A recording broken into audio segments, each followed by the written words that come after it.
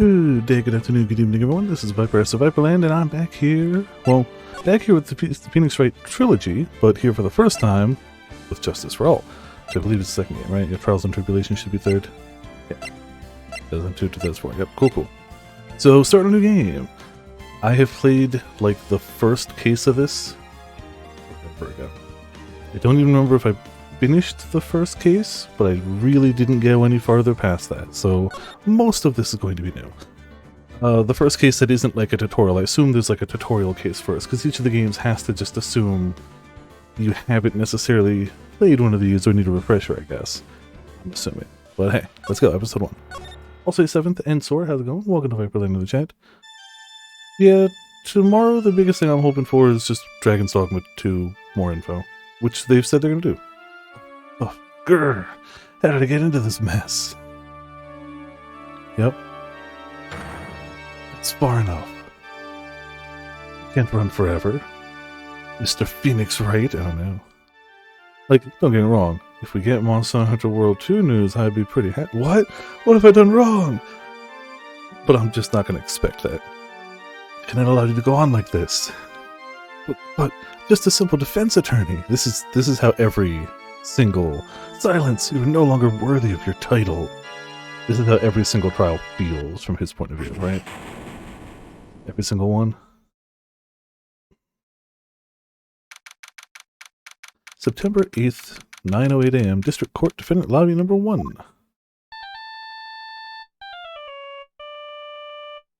Man. Good old phones. What a nightmare. Bet it was just the ringtone that caused it. Yeah, I'm sure it was the ringtone. It was nothing else. Really shouldn't be dozing off right before trial starts anyway. Beep. Looks like they hung up. Good. Finally found it.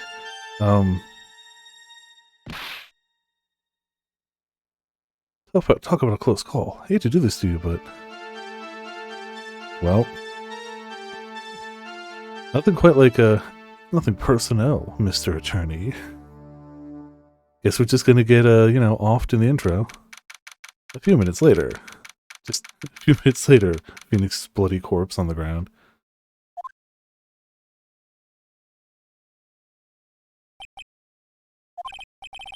My head, it's throbbing.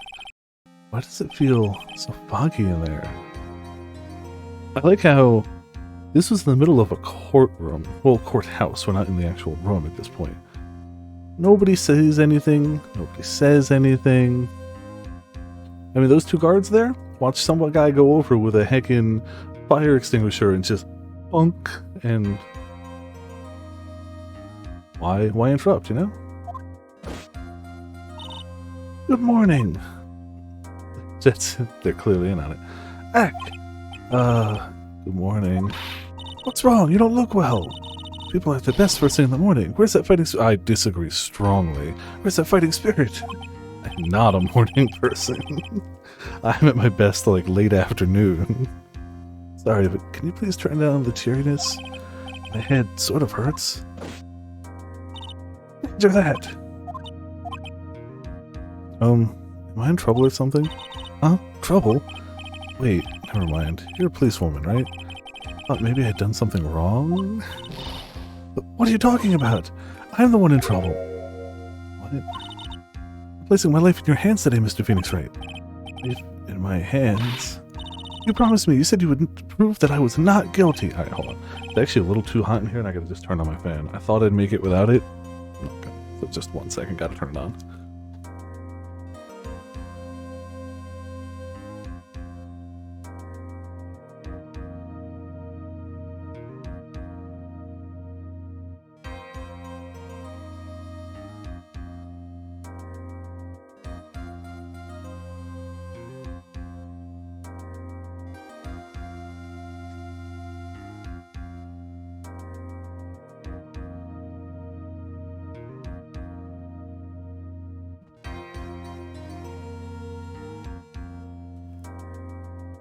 That should help. It's not bad outside. It was just getting toasty in here, and I thought just having the window open would do it. Nope.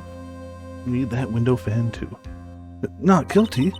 Just when I thought all hope was lost, when all the other lawyers had laughed me off. Leave it to me, you said. You, the one and only Phoenix Wright, came to save the day. Just like that, I was moved to tears, sir. Is her name Bird and she's covered with feathers? I'll never forget what you're doing for me, ever. What is this girl babbling about? Actually, I really love to watch court proceedings, and I always root for you to win. Oh, we got a fan. When I'm off duty, I like to come here and... What's wrong? You've been acting really strange, and you keep staring at me. You're making me kind of nervous, sir. Oh, sorry. I'm afraid to ask, but here goes. So, this might sound bad, but, who are you? What? Mr. Wright, how can you say that? How can you do this to the fragile heart of a girl about to go on trial? You're absolutely horrible. No, I mean, I didn't mean it like that. Yes? I guess he meant he didn't mean to, like, play a joke on her. I forgot to take my tea out. Keep gonna do that. Keep being like, oh yeah, if I put the tea in now, I can take it out during the pre-roll and it'll be good. And then I forget to do that. Yeah. This is how a defense attorney treats his client, sir. I can't believe this. No, it's just, well, you have the wrong person. Yes, who am I? Why am I drawing a blank? The trial will begin shortly. Will the defendant and her lawyer please proceed to the courtroom immediately? The trial is about to start. I'm counting on you in there, okay? Ah, good way to have a refresher case. I did vaguely remember this one. I'm now really curious how they would do a refresher case in the third game, but I guess we'll have to finish this one to find out. Guess I must have amnesia. Let's see, what can I piece together? From the sound of things, it's probably safe to say that I'm a defense attorney.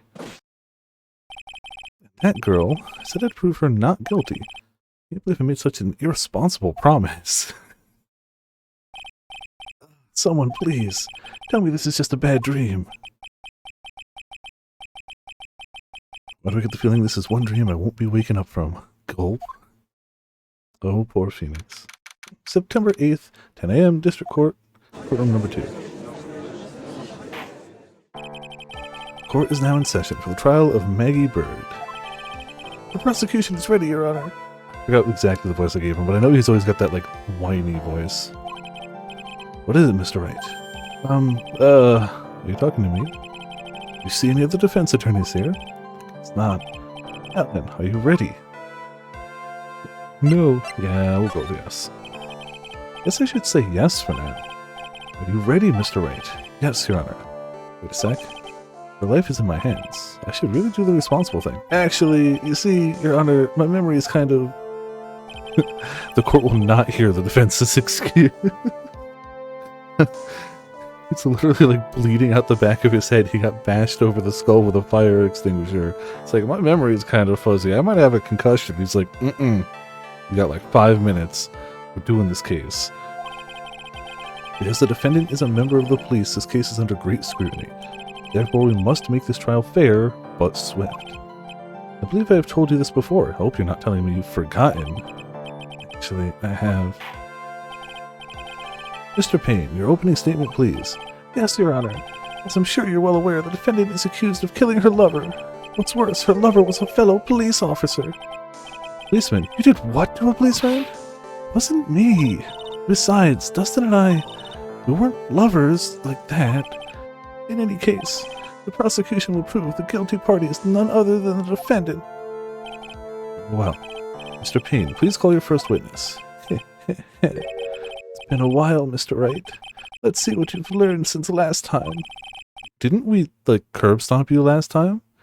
I won't show you any mercy this time, rookie. Okay. Who are you again? The prosecution calls Detective Dick Gumshoe to the stand.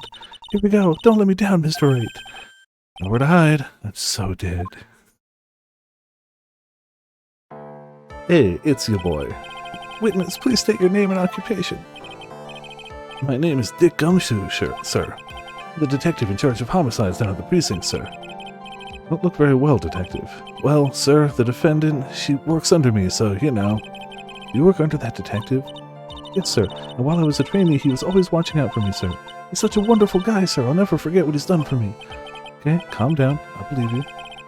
Detective Gumshoe, please describe for us the details of this murder. Yes, sir.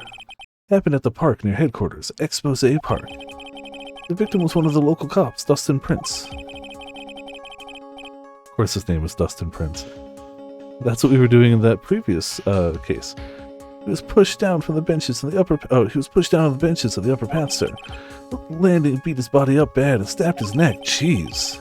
The details are listed in the report that was distributed yesterday. Yes, this autopsy report, correct? Why do I not remember getting a copy? I mean, well, we have the badge, we have the cell phone. I found this in my pocket, but I don't remember what it means or how I got there.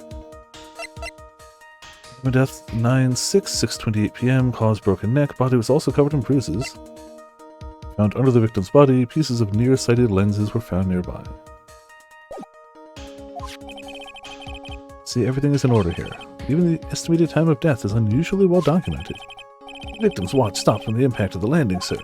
The results of the autopsy confirm the time of death. If I may, Your Honor, the prosecution would like to submit this photograph.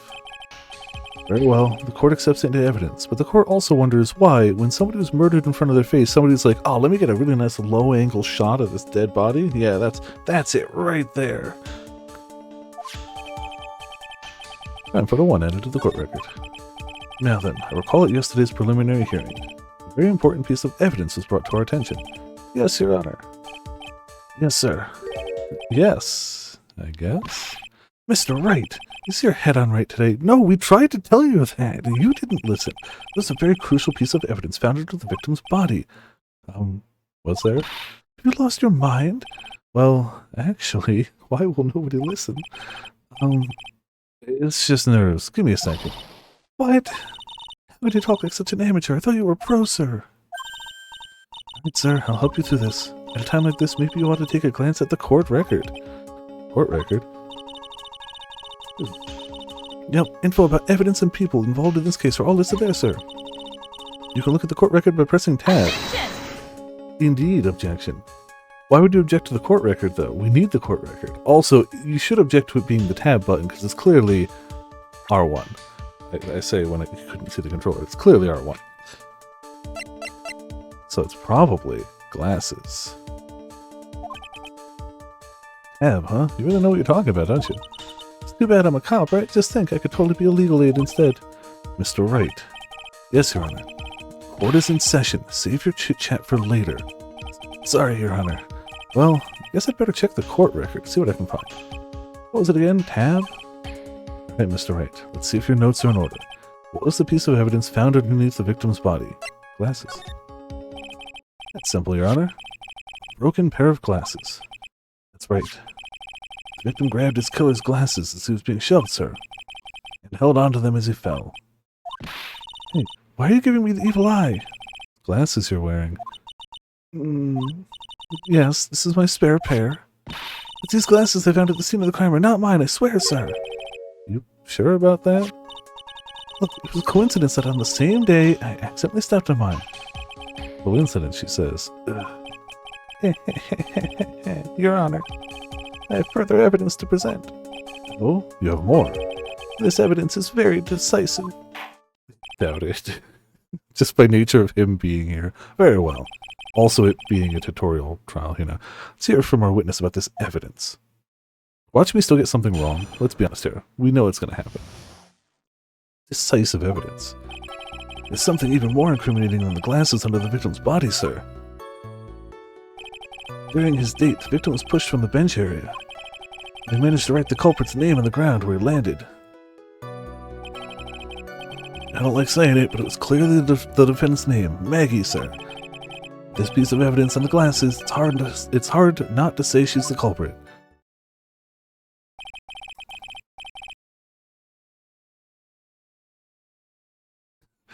This is a picture of the writing, Your Honor. Why, this is... Yes, I can see her name is clearly written here. The prosecution would like to submit this picture. Understood. The court accepts it into evidence. Photo of the area around the victim's hand. Crime photo 2 added to the court record. As if the glasses alone didn't make you look suspicious. The victim even wrote your name clear as day on the ground. But, I already told you, those glasses aren't mine. And you explain its dying message. It's a conspiracy. I'm not guilty, sir. This is the one trial where Phoenix is as gullible as the judge. Mr. Wright, you may cross-examine the witness. Cross-examine? This is it. I'm counting on you. Enjoy the Lurk 7th. Hope you had a good weekend. Thanks for hopping by. Dropping in an objection. See you around. Sure, but what am I supposed to do? What? This isn't like you at all. Normally, this is the part where you get the witness in the witness's face. In their faces and do what? Guess there's no way around it. Can't point a into a hand. Prosecution's witnesses all hide things from the court, which means they lie from time to time. Isn't that detective your superior? Well, even if they don't mean to lie, sometimes people just remember things wrong. Like that detective. It does sort of look like a scatterbrain. Doesn't matter. Either way, it's bad for us, sir. That's why when you question witnesses, you have to find and expose their lies. Mr. Wright, your cross-examination, please. Yes, Your Honor. Talk about trial by fire. Here goes nothing. As long as I can expose the lies, we should be alright.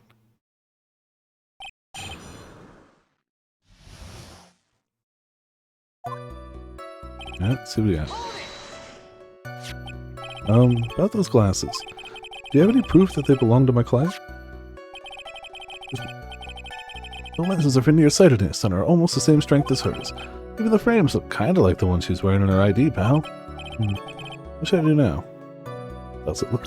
Do we have a picture of her ID? No.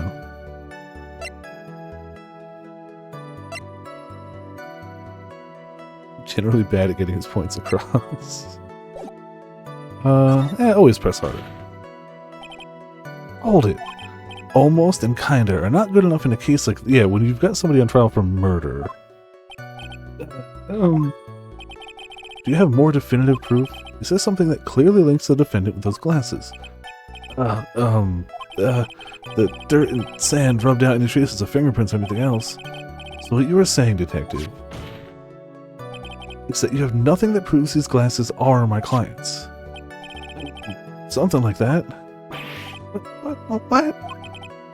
I see. There is no proof. That was amazing. I could totally feel it down in my gut. I like how that's not a definitive point. It's like, yeah, you cannot actually prove that those were my clients. Now, you're sure he was pushed and that's how he fell? Well, if we look at the wounds on the victim's body, there's no way it was anything else. Please continue with your testimony, detective. What was...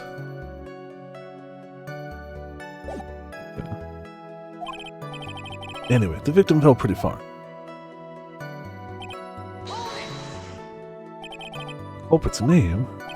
Yeah, I was surprised too. I didn't want to believe it, but... Was the name that of my client? I mean, we've got the photo. Are you absolutely certain? Sorry, pal, but that's what it said. This is a picture of it. No matter which way you look at it, it still says Maggie. Got a point. Hey, hold on! Huh? Don't harm me. I know the picture says Maggie, but now that she mentions it, something does feel kind of off about this picture. Yeah, you know, it's fine, I'm sure. So you know you found a contradiction. Now hurry up and present some evidence. So that's what spotting a contradiction feels like. Better check the court record again.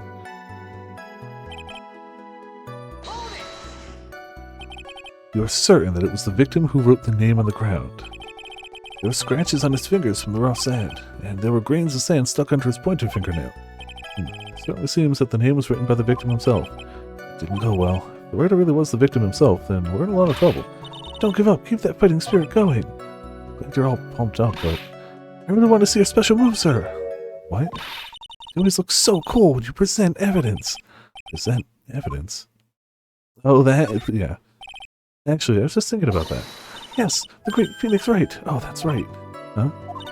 I heard that lately you can present not only evidence, but people's profiles as well. Oh. That's it. Sure makes things a bit more complicated, so be careful, sir. People's profiles, huh? Alright, let's give this another try.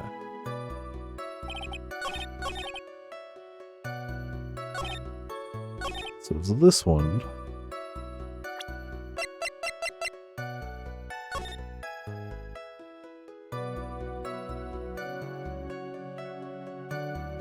gonna run with the... Literally, he broke his neck. I don't think he could really be writing out names. So I'm gonna go with that. Nope, this evidence clearly reveals country... tutorial case, we're already getting things wrong.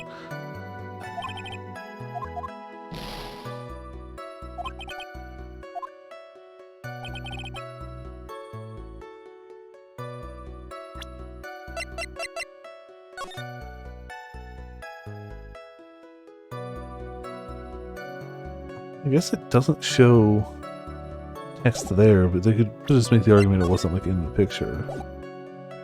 Maybe?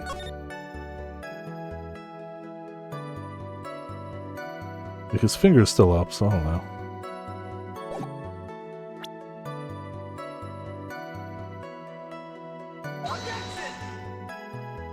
Yeah, it's just an angle. Well, we're going to fail the first tutorial. So that's going to be first. And the only other one is something with the picture? Really? Okay. Okay. I mean, we're going to save in case I continue to screw up.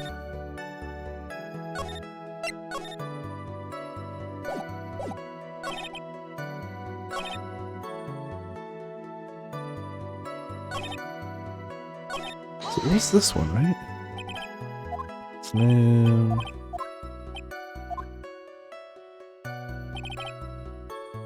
Oh. I was pushing... I was on the wrong one. Yeah. Literally on the wrong one.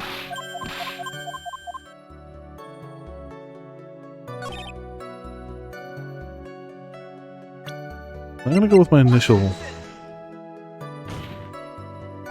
Nope, still wrong. We're straight up gonna fail this tutorial quest. It's fine. It's fine.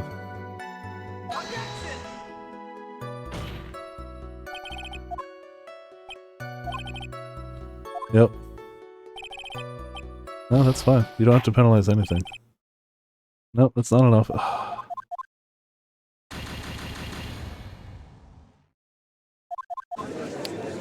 So, good start.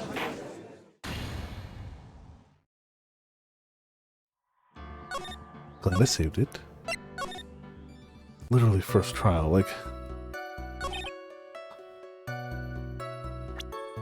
So I would have thought that he would... That this means he was like dead immediately. This one?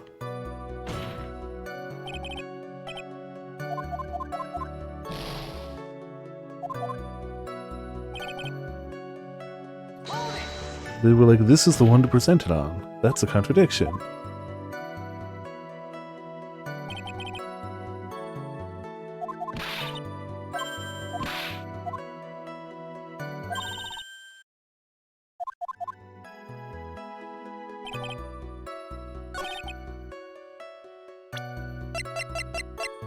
Presented both pictures.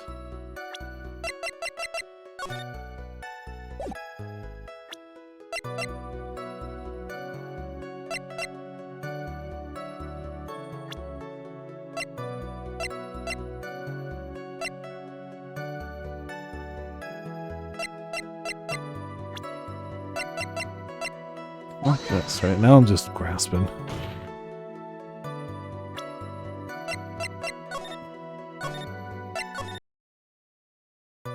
This bodes ill for me. Okay. Yeah, we proved that he doesn't really have proof about the glasses, so I don't know why we still have him in evidence. We already went down this road, so it's fine.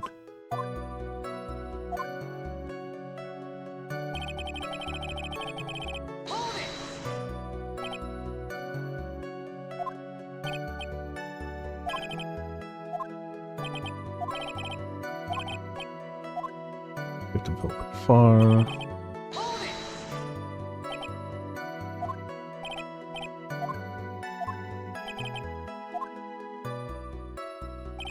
It's telling me it's here, but... Yep, there's the picture.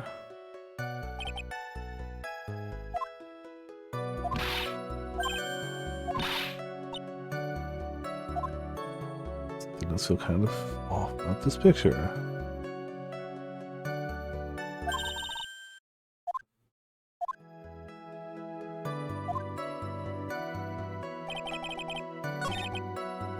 Alright.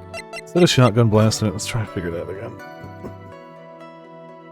It clearly does show that like his hand had moved at some point. It's got a little bunch up of sand there.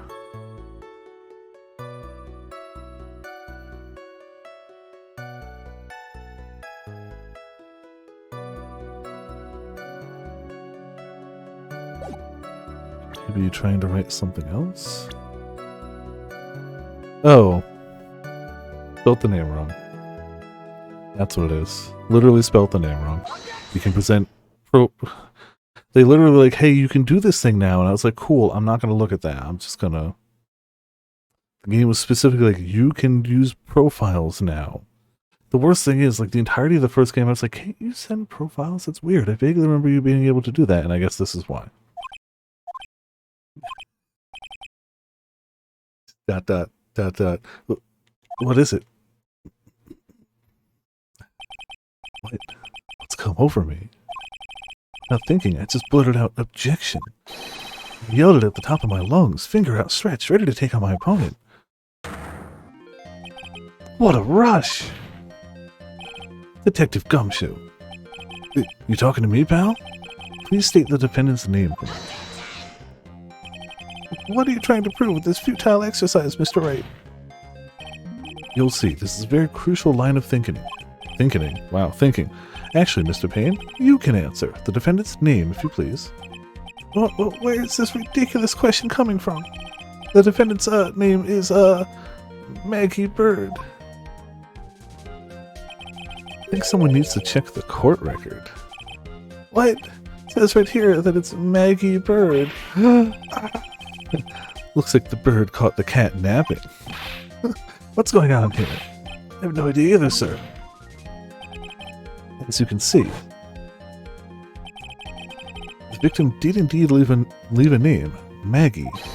However, the defendant's name is actually spelled Maggie. This is a blatant contradiction of facts. Oh, how about that? Hadn't even noticed. She literally works under you. But maybe the victim didn't know how to spell her name correctly. May I remind you that it was you who said, the defendant is accused of killing her lover. If they were truly lovers, it would be impossible for him to not know her name. No. Oh yeah, I guess this is very true. Mr. Payne. Yes, Your Honor. Are you absolutely certain that the defendant and the victim, Dustin Prince, were in fact lovers? Yes, I'm quite certain, Your Honor. They were a well-known couple in the police force. Detective Gumshoe, please testify for the court the relationship between the victim and the defendant. Yes, sir. Dustin and Maggie. Officer Prince and Officer Bird had been going out for about half a year. Sounded like they were even talking about marriage. The day of the incident just happened to be the victim's birthday, sir. Officer Bird had gotten Officer Prince a present. It was something she had brought over 2 months ago. I should know, because she came to me to ask what she should get for him. Oh, those two sound like they were close. Nevertheless, tragedy struck. Yes, I see. You may cross-examine the witness, Mr. Wright. Even though we've already proven that you can't really, like, prove that the glasses were hers, and also he misspelled her name, I feel like this case is quickly losing steam, and they're just like, whatever. Not losing steam, but having a lack of evidence. How did you know about this? Every year in March, we have a training camp for us cops. Officer Bird was a rookie at the time, and she and Officer Prince seemed to hit it off. We got close, I take it. Actually, I was supposed to go too, but couldn't pay the deposit for the trip, so oh, man. If only I had gone on that trip. What is it? Oh, nothing, sir, really. Anyway. Marriage, but wasn't the victim 8 years older than her? What? You saying the guy's gonna marry someone the same age as himself, pal? No, that's not what I meant at all. Detective Gumshoe and Dustin were only a year apart, you know. I think this fella has way to go before marriage. Mind your own business, pal. Wow. Alright. Poor Gumshoe. The day of the incident, you mean September 6th. The victim, Officer Prince, had just gotten off duty at 5:30 p.m. that day. And since Maggie's night shift had started yet, they went to the park for a bit. I remember when I was young and in love. Oh, it was a jolly time. That's great, Your Honor. I'm glad you're such a cheerful old man. Seem to know a lot about the defendant. Well, that's because, her boss, and I've got to watch out for my subordinates. But even when she was going to give what she was going to give as a present, isn't that going a bit too far? Hey, pal, watch what you say. I know everything that happens under me. If someone so much as scratches their... I really don't need to know that much. Mr. Wright, please refrain from badgering the witness. I agree. Even if this witness has a crush on the defendant, that should not be the point of discussion at this time. Whoa, wait a second. What are you talking about? How are you talking about this? It's all your fault, pal. You're guilty, guilty, guilty. I should have you arrested. I think the good detective is about done here. I mean, you know, over 2 months ago. She's a very considerate woman, pal. So, what was his birthday present? She got him a glove. Single glove? Why would she only give him one? Actually, Your Honor, the glove in question is a baseball glove. Oh, I see. A baseball glove. Officer Prince was a huge baseball fan. Baseball glove? Sure. Just now, I believe you said that the present was something she had bought over 2 months ago. Yeah. Are you saying she bought the glove at a store that far in advance? Nah, nothing like that, pal. Then, what is it like? You ordered it. It was custom made. Custom made? The glove was custom made? Yep, that's what I said. So the glove was custom made. Your Honor, I really don't see how this glove is related to this case. Yes, it would seem that there's little relevance. What do you think, Mr. Wright? Do you think this glove is really relevant to this case? Probably not.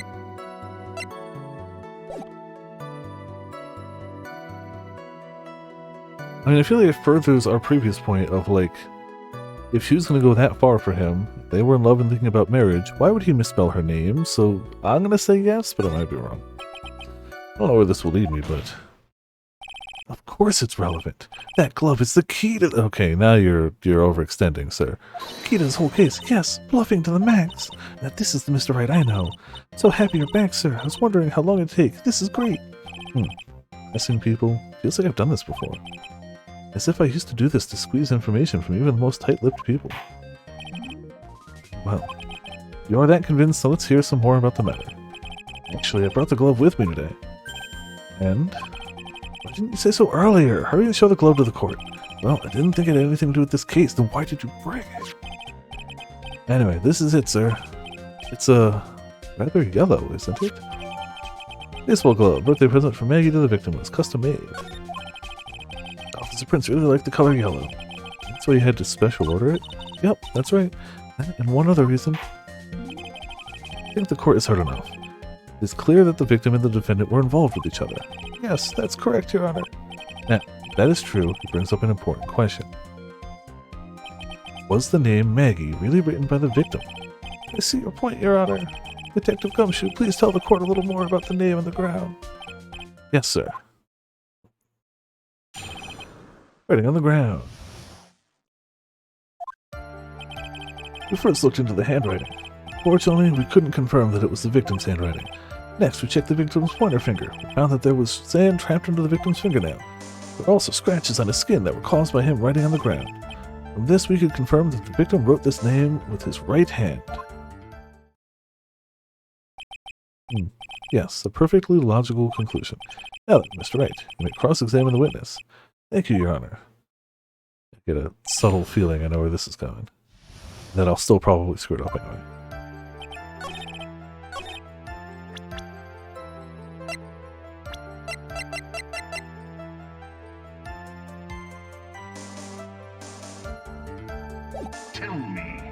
Also, hey Ramen, how's it going? Welcome to Viperland in the chat. Ignore the low HP meter in the tutorial trial. Don't overthink it. So don't worry about it. In fact, you can't even see it. It's the perfect thing. But can you really determine handwriting based on a sample written in sand? This is why amateurs are amateurs. We're not a bunch of simpletons, pal. I completely forgot, even though they straight up told me that you can present people. So I was like, I don't get it, none of this evidence works! And then I was like, ah, yeah, person, name, yep, that's it. Scientific investigation in this country is actually pretty good. Also that, sir. It's so bad because the entire first game I was like, can't you present people? I vaguely remember that being a case. Huh. And like, they straight up tell you you can in this one, and then I just completely tossed it aside.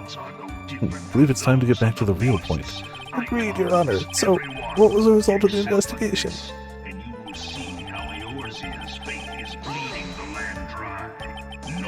It was the hardest game of the series. Good to know. I'm gonna screw up a lot.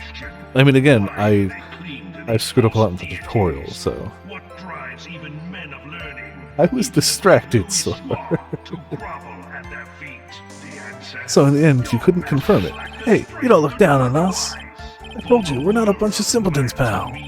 You notice you can't find out everything you want with scientific investigation. Never heard that before. Me neither. Nor I. You never heard anything like that at the police academy, sir? Okay, so I made it up. Anyway.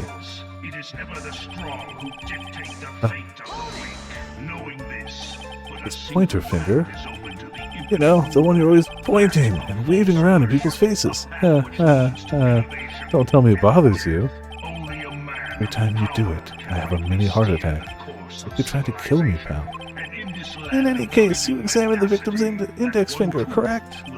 Yeah, I figured there should be something on this finger if you had been writing in sand. The results? Every time, pal. It's like I die a little inside. What does that prove? Well, it proves that he did write that name with his own finger. Yes, which explains why there was sand stuck under his nail. Guess he's right. There's more. Xbox people? Why? Scratches on his skin. Well, you can see them. You can't see them with your naked eye, but they're there. It's incredible. Sure is. That's the power of scientific investigation. Super disappointing. I mean, are you shocked? Are you in any way shocked? Like,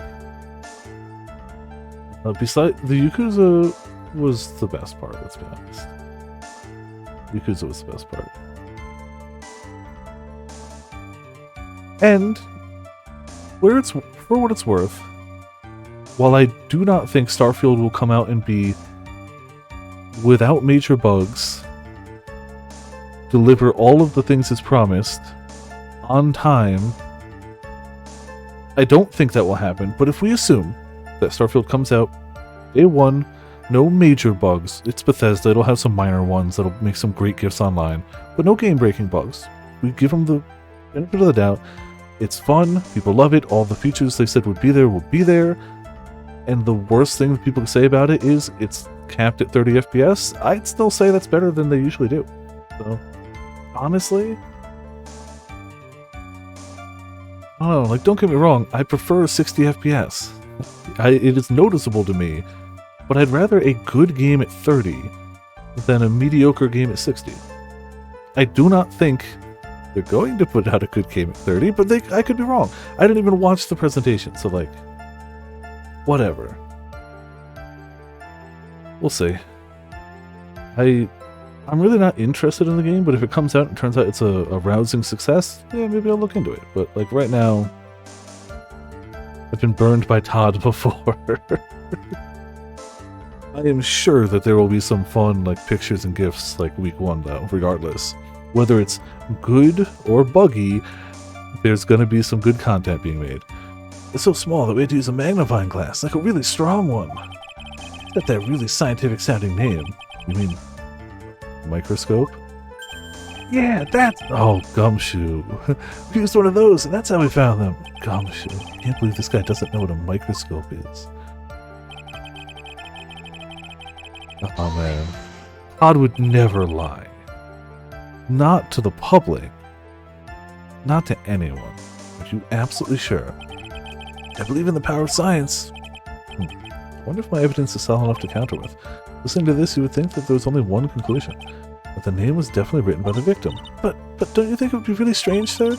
If Justin really wrote that message with his right hand, do you think I would have gone through that much trouble to get him his present? Present? What about it? I vaguely remembered that bit. But, like, no part of looking at this, like, she's hinting at it, but, like, if you wanted to get this done the first time without, like, looping around like that,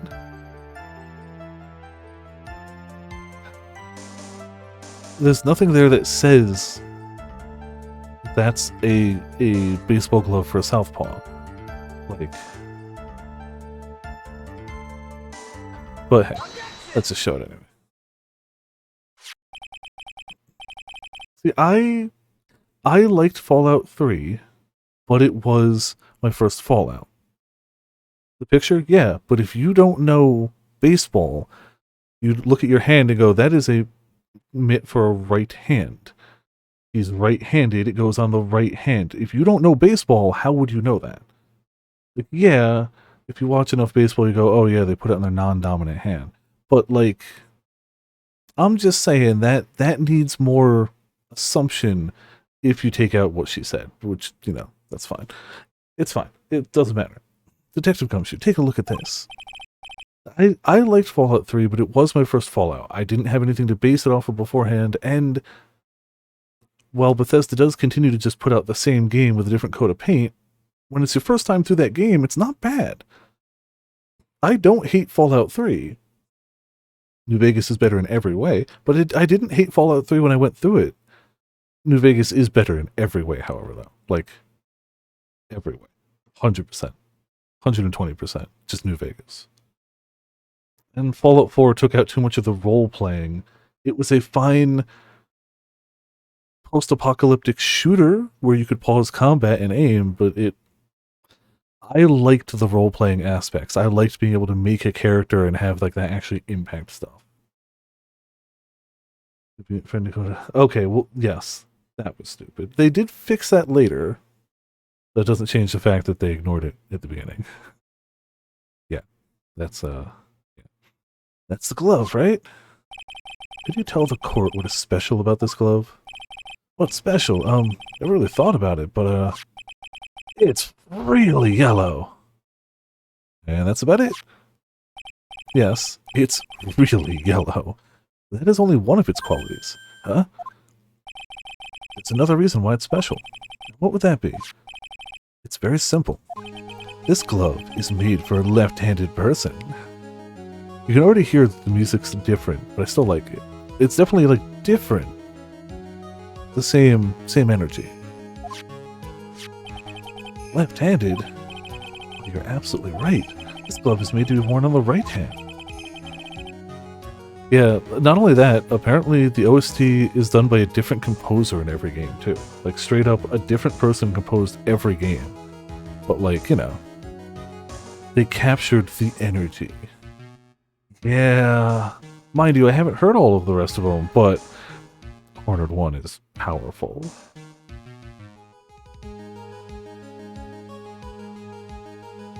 But honestly, considering we're going through them, like, back-to-back now, I kind of like that it changes, so it's not the same exact music for however long it's going to be for us to beat all three of them. Kind of nice to mix it up a bit. That's why it had to be custom-made. You've never seen a bright yellow left-hander's glove for sale, have you? Well, no. So, detective, which hand did the victim use to write the name with again? That's easy. Look, it's obviously from the picture that it was his... Whoa, wait a second. Don't forget that the victim was left-handed. Ah! Object? Overruled. Mr. Wright, I would like to know what your line of reasoning proves. Sir, we've already shown that you can't really use the glasses as any evidence because it is flimsy at best, circumstantial evidence. He has spelled the defendant's name wrong with his non-dominant hand. What do you mean, what does it prove? There's only one conclusion that can be drawn. A left-handed person would not have written a message with his right hand. Therefore, the person who wrote the name Maggie could not have been the victim. Oh, I guess that's true. Okay. Order. When you think about it that way, then yes. It's not possible that this name was written by the victim himself. Then that means Maggie is... No, it's not possible! Mr. Payne. Yes, Your Honor. The evidence the prosecution has presented has failed to prove the defendant's guilt. In fact, I believe you've proven her to be innocent. No! Alright, you did it, Mr. Wright. Whew, feel like I can breathe again. It seems that we've reached a conclusion. You did a fine job once again, Mr. Wright. Me, Your Honor? Well, thank you, sir. See, you got complimented by the judge again. You're really good. That's why you can't give up being a lawyer, sir. Are you joking? I'm more than ready to retire. I will now announce my verdict. This court finds... No, not yet. I mean, please, give me a few more minutes, Your Honor. What? What is the meaning of this, Mr. Payne? The prosecution is not finished yet. What do you mean? We'd like to call our next witness to the stand. What?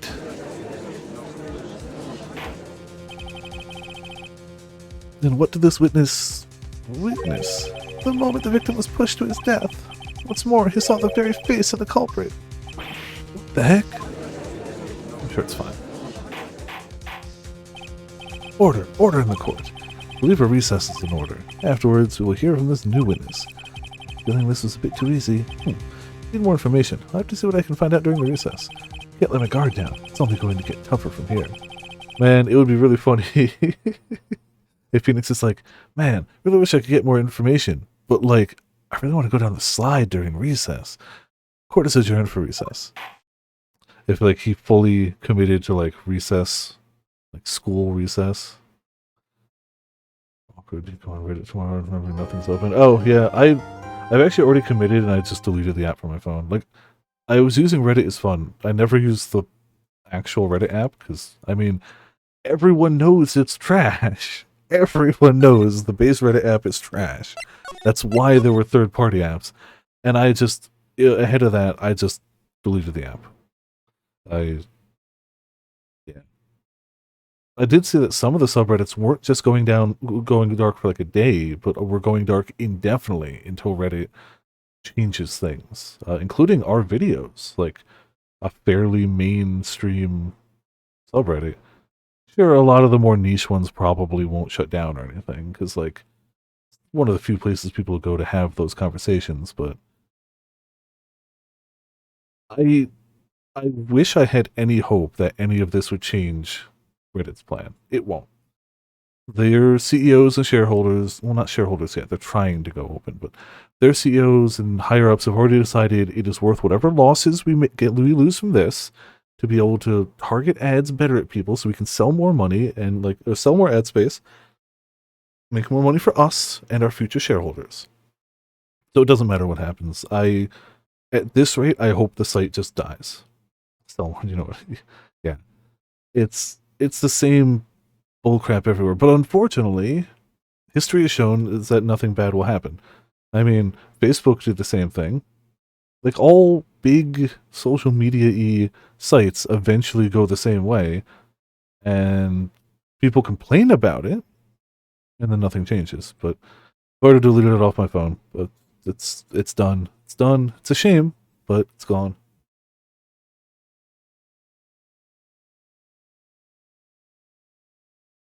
Everything boils down to number must go up, more ad space. That's it. Doesn't matter. I hope somehow people find or make another site similar enough. Reddit really was one of the few like big popular sites like that until now hadn't really gone to just aggregated algorithmic content. It was all posted by user content. Should be. A lot of it was proven to be bot-created content, but it was still voted up and down by users. Again, should be. A lot of it was proven to be bot content. A lot of it ended up being ads that bots made and voted up, but still, on paper, should have been all user-created stuff, whereas that is long since done on any other platform. It'll be missed, but I gotta find something else to just mindlessly browse while I like get ready for bed. I ain't going back to 4chan, I'm telling you that. I refuse. That is not an option. That is... It's been a long, long, long time, and it absolutely caused irreparable psychic damage, so, like, when I was there, so no. I'll admit, I was there for a time in college, but nah, that's okay. I'm good without that. Amnesia? Can't believe my lawyer's trying to defend me in such a state. Trying and succeeding. Oh, absolutely, yes. I mean, it was then too, but I'm pretty sure it's only gone downhill since then. Don't get me wrong, it was then too. Absolutely it was, but I'm pretty sure it's gotten considerably worse. As more and more people who, you know, are sane leave the website, it really just leaves the bottom of the barrel there to just think it up with themselves. So, yeah, nah, not an option. Game facts for the 2 days. Honestly, smart. Yeah, I thought about like keeping the app on my phone, and because the apps weren't closing until the 30th, the end of the month. I was like, I could stick around, but I was like, you know what? Not using it for 2 days anyway. Some of the sites staying dark. Just delete it. Whatever people in Chile Discord said for the day. That works too. Why didn't you tell me? I tried so hard to tell everyone involved. Sorry, I didn't mention it to you. Oh, I know what to do. I heard you can fix something like this with a really strong shock to your system. Come on, lower your head a little. A Maggie kick should be all you need. Ah, no. I think I'll pass on this one. Come on. I'm sorry. Whenever I see someone in trouble, I have a hard time leaving them alone. I'm gonna stick my nose where it doesn't belong and try to tackle everyone's problems. Well, my head's one problem you won't be tackling today. Well, we're here to solve your problem first. We can deal with mine later. Even though the trailer had a crab in it, I loved the, Like a Dragon trailer. That stupid comedic trope I love so much. The stupid, like, here's a naked character, so here's a whole bunch of super coincidental moving things to block off from them actually being seen in full nudity. I'm a sucker for it. It's not done so frequently that it gets old for me, and every time I see it, it's like, good. Nice. I like that. Yeah. It's a shame it was a crab, but, you know, I still support the concept. Well, we're here to solve your problem first. We can deal with mine later. For now, do you think you can fill me in on a few things? And the force of that salute. Of course, I'd be honored to. Ah, well, I guess we'll start with my name, and then you can tell me, I can tell you about me. No, that's okay, really. I think I know you and your name pretty well by now. I was wondering if you could help me figure out a few things about myself. So my name is Phoenix Wright. What a weird name. This is serious. I really don't remember. I'll tell you what, sir. You can have this back, and maybe it'll help. This is a business card. I got this from you. It's my most prized possession. You can borrow it for now, but please give it back, okay? Yeah, there's some numbers written on the back. It's your cell phone number. Phoenix's business card added to the court record. It's my business card. I handwrote my cell number on the back. Why wouldn't your business... Oh, maybe it has his office number, but not a cell number. I guess for now we should stop talking about me. Start talking about this case. This case? Yep. Can you think of anything that would be helpful for me to know? What can I tell you? I can't think of anything other than the incident with that cell phone, but... Cell phone? Yeah, your eyes lit up when we talked about it at the detention center, sir. Hurry up and tell me. This might be very important. Hey, Roger. It was on the day of the crime, just before 6 p.m. I picked up a lost cell phone while on a walk with Dustin. Blue Badger t-shirt and a very well hidden gift. All of a sudden, the phone began to ring. Is that like a sleeveless hoodie? Trying to think of a time where I would want the warmth of a hoodie, but not the sleeves. Beep. Hello? Oh, thank you. I've been searching for my phone.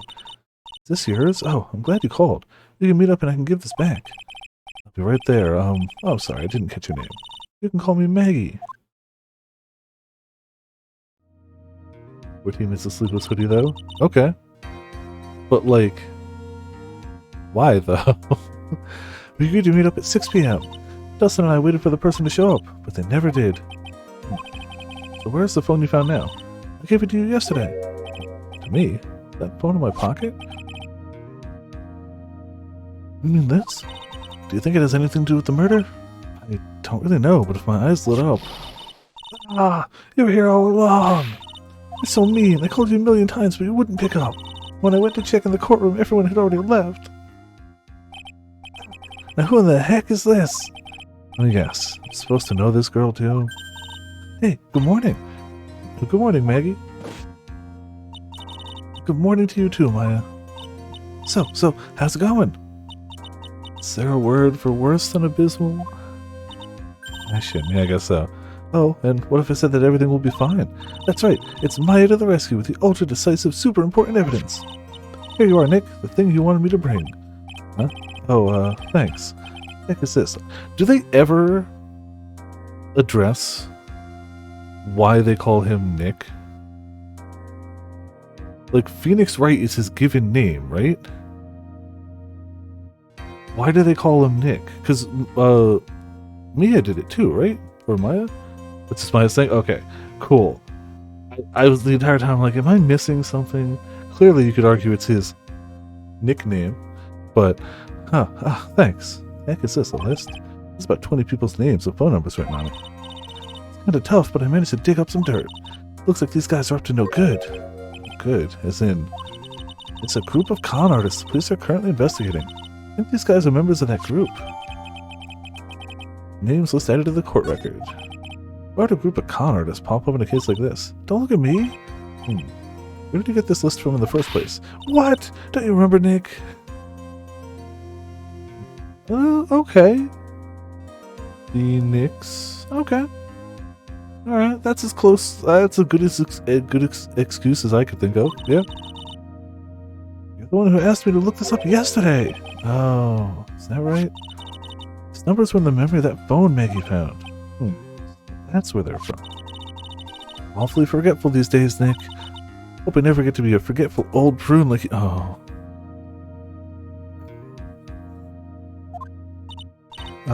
Maya, actually, Mr. Wright is...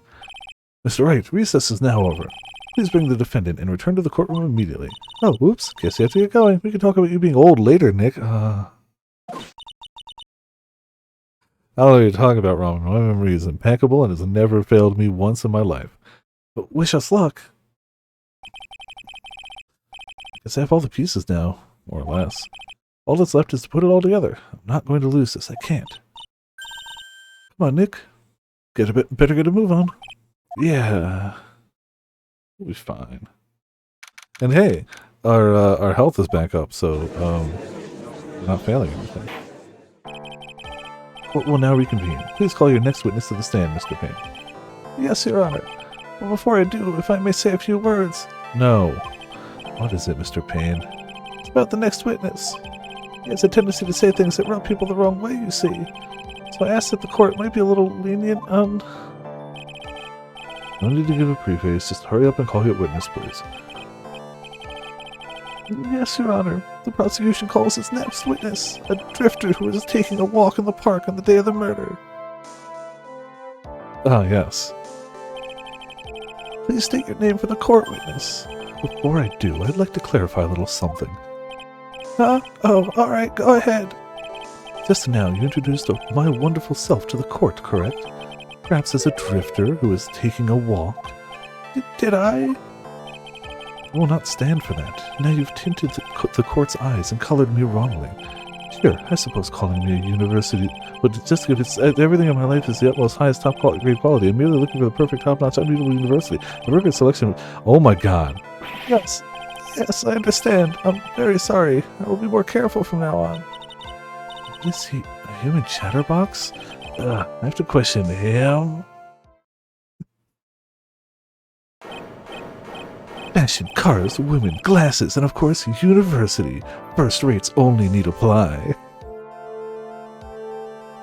Ooh. Glasses, but you aren't wearing glasses. It's enough. Your name, witness. Oh, is that how you want to play this? Using your power and influence to keep the young people down. I see how you work. What?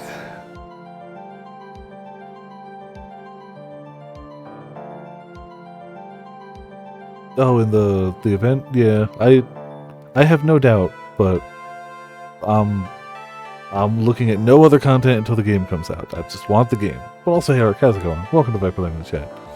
Nothing for me, just waiting for the game. We got only like 2 weeks less.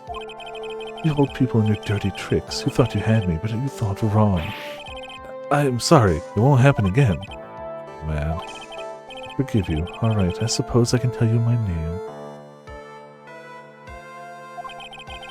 I am Richard Wellington, the drifting virtuoso, with a PhD in drifting, as it were. Deja vu! Not that kind of drifting. If you wanted to, you could call me a university student in transit. Ahem, Mr. Wellington, on the day of the murder you were strolling through the park, correct? It would appear that you are attached to that word. If you must, then by all means. But I remind you that I am in no way a prepubescent boy out on a walk with mommy. You must know I am... Anyway, please testify to the court what you saw during your walk through the park. See, you said it again. Taking a walk, you know what you witnessed will do, Mr. Wellington. Oh my god. What I saw that day. I was at the park all afternoon, deep in thought about my life situation. I don't remember the time at all, or time all that well, but I do believe it was past 6 p.m. All of a sudden, a police officer falls from above, right in front of my eyes. Without a thought, I looked up and there I met the eyes of a charming young lady. Of course I remember her sweet face. It was that of the pretty defendant there. The only other thing I saw was the banana that fell at the police officer. The what? Oh, yeah, the banana. That was certainly a decisive testimony. Decisive? Nick, did you hear what he just said? Yeah. That's all you have to say? How can you be so calm? Strange. My mind is very calm and clear. Maybe it's because I believe in my client. You mean Maggie? Yes. And if she really is innocent, then that can only mean one thing. That guy is lying. I don't know what you're talking about. He has the most truthful looking face and mannerisms and speech patterns ever. Yep. Yep. You may now question the witness, Mr. Wright. Yeah, that's the face of a man who's never lied before. I'll find out the truth, no matter how well you craft your lies. Alright, well.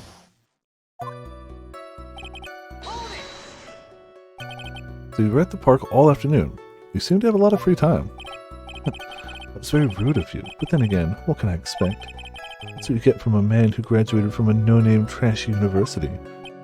No-name? Trashy? This might be hard for a mush-headed, feeble-minded baboon like you, but I have to think very carefully about the future of our great country. But I thought you said you were thinking about which college to go to just now. Oh, please. Which university I go to will directly affect the very future of this country. That arrogant little snot! Oh, man. How did you know what time it was? I see you're not wearing a watch, so... Is that the best you can do? Do you think you can discredit me like that? I'm just a third-rate biased fool. I guess I can't expect real smarts from you. This arrogance is really intolerable, so what should I do now? Press harder, screw it. He's already intolerable. Answer the question. How did you know what time it was? It's 3 hairs past Freckle. Exactly. Hey, how's it going? Welcome to Viperland in the chat. I can't believe I have to deal with a worm like you. You're such a shallow man who can only slam on desks and point at people for fun. Guess I don't have a choice. I'll try to explain it so that even a third-rate simpleton like you can understand. There was this little thing they call a clock at the park. Did you get that? Do you know what a clock is? It's a thing that tells you the time. As you can see, Mr. Wright, it's even in this picture of the crime scene. So it is. I looked at that clock, and that's how I knew the time. But if you ask me, this whole concept of breaking, it's totally and utterly pointless. A real first-class person to live by no and wear a watch. What a ridiculous notion. People should live freely without constraints. Yet again, another flood of meaningless words. Talk about a first-class waste of time. In any case. Ugh. And how did you know he was a police officer? You obviously have no idea how powerful my deductive reasoning skills are. With one glance, I could tell just what kind of occupation he held. That shoddy do-it-yourself hairstyle. It was also the way he tied his tie, those cheap... Oh, and I suppose it's also because he's wearing an officer's uniform. Didn't that statement have come first? Wow, that's pretty impressive. Hey, Nick, do you think he's figured out what I do? Even I haven't figured that out yet.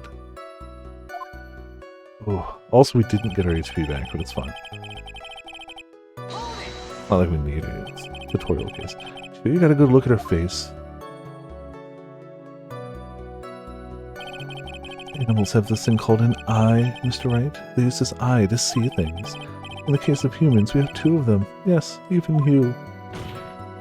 I don't care if I have them or not. Did you or did you not get a clear look at her face? That's what the witness was just about to get to. I would like to request that Mr. Wright not use such a loud voice during questioning. Sustained. Mr. Wright, please refrain from raising your voice in the court. And please don't make me have to raise my voice. We've finished. I'd like to continue if that's alright with you.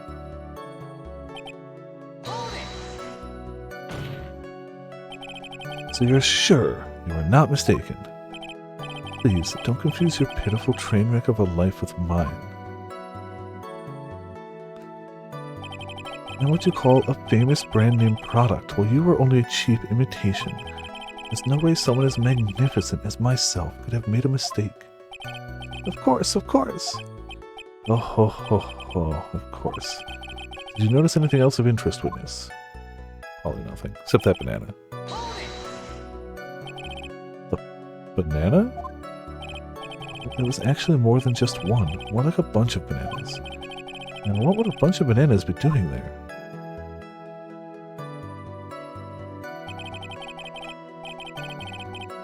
Why would I know such a thing? I'm only telling you what I saw.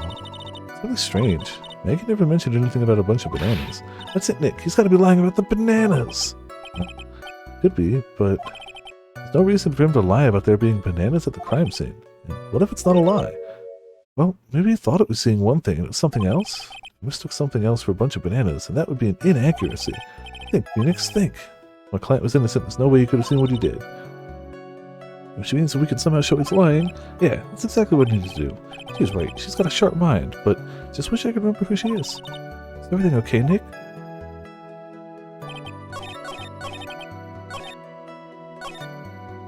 Alright, well, time for some bananas!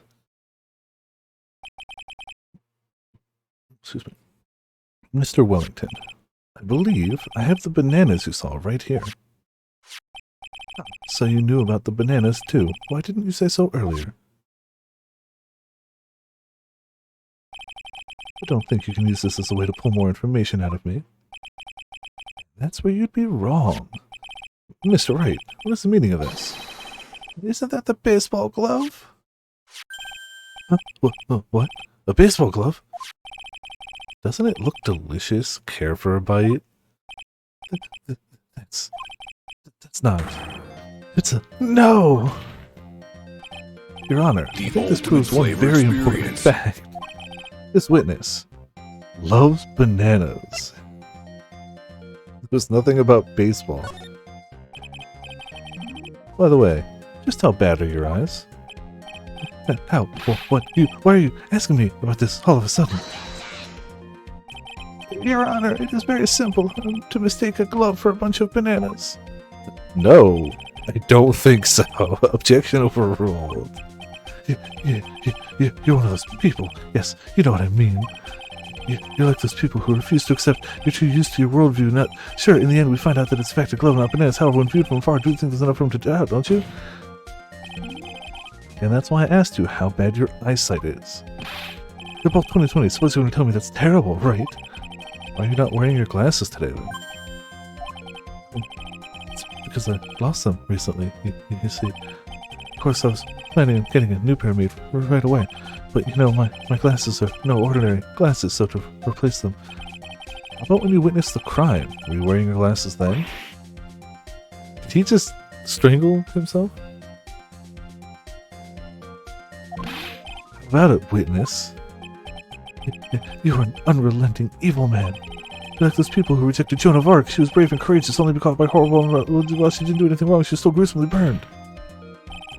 Boils down to you were not wearing your glasses at that time. Therefore, the identity of the woman at the scene of the crime and that of the defendant cannot be proven to be the same by this witness. But the height difference was only 9 feet. It was very possible for him to see the face of the culprit standing on the upper path. So the height difference was only 9 feet, and it was instantly fatal to this man? Like, don't get me wrong, the human body is weak. Like, I've absolutely heard tales of, like, people falling off, like, the first step of a ladder and just landing the wrong way and, like, paralyzed for life. But, like, he was pushed off a 9-foot height difference and died, like, before any paramedics could show up. Witness, please be more accurate in your testimony. Remember, a person's life is at stake. Yes, Your Honor. Now then, please continue with your testimony. Please tell the court what happened next and the moments after you witnessed the crime. We just keep blowing past this evidence doesn't work, this evidence doesn't work, this evidence doesn't work, to more and more evidence that doesn't work. But we don't call attention to it. It's just, okay, well that didn't... It's fine. Whatever. Blame the judge. The girl on the upper path ran away as soon as she realized I was there. After that, I immediately called the police station to report the crime. Must have been 6:45 p.m. when I made the call. They must have a lot of free time on their hands since they showed up within 10 minutes. So the person who was on the upper path saw you and then ran away. Yes, that is correct. Which is why even someone without a superior brain like mine can understand that. That girl is the murderer. You may question the witness now, Mr. Wright. Well, he's definitely been super helpful so far. I can't imagine that's going to change here. She ran away just like that. Yes, she did. She saw me and flew the nest like the guilty bird she is. Oh, I'm sorry. Was that pun too hard for someone who only got a third-rate education? Actually, that did take me a few seconds to get... Oh. Anyway, if she ran away the instant she saw you, how could you tell it was my client? The witness has already answered that question. He couldn't. His eyes suck. Nobody knows anything. My case is flawed. Deeply. He stated that the defendant is the culprit. This is true, Mr. Wright. I'm striking your question for the record. But why? He himself admitted that he basically glimpsed her face before immediately running away, and also that he wasn't wearing his glasses and his eyesight sucks. Why would that be stricken from the record? I'm gonna get more information out of him. Judge, come on. Immediately, as in immediately. I mean, sure, a minute might have elapsed before I did, but that's the duty of every good citizen. Or did they not teach you that at your pitiful school? Haynes VA is perfect. Think people learn about how to call the police in college? Hey, Nick, I think you should take a look at the court record for a sec. We gotta go through the whole list first. You know what time it was. That detective told me. You know which one I mean. The one with the jacket that makes him look like a dropout from a no-name high school. Hey, pal, I graduated from top-ranked college. I don't believe this. doesn't matter. I don't believe I was mistaken on what time I called. And if I am wrong, then that detective obviously doesn't know how to tell time. What are you? You're just some lazy kid. I think the court can see your point. Anyway, how did the police respond? They must have a lot of free time. We read these. Good. So you're saying that there were police on the scene by 7 p.m. They got there before that, I think. There usually aren't many people in that area at that time of day. And suddenly, before I knew it, there were people crawling all over, gawking. It certainly says something about the morals of the people in this country. I didn't find anything I do with this testimony. I didn't look one more time at the court record. Yeah, I guess I should.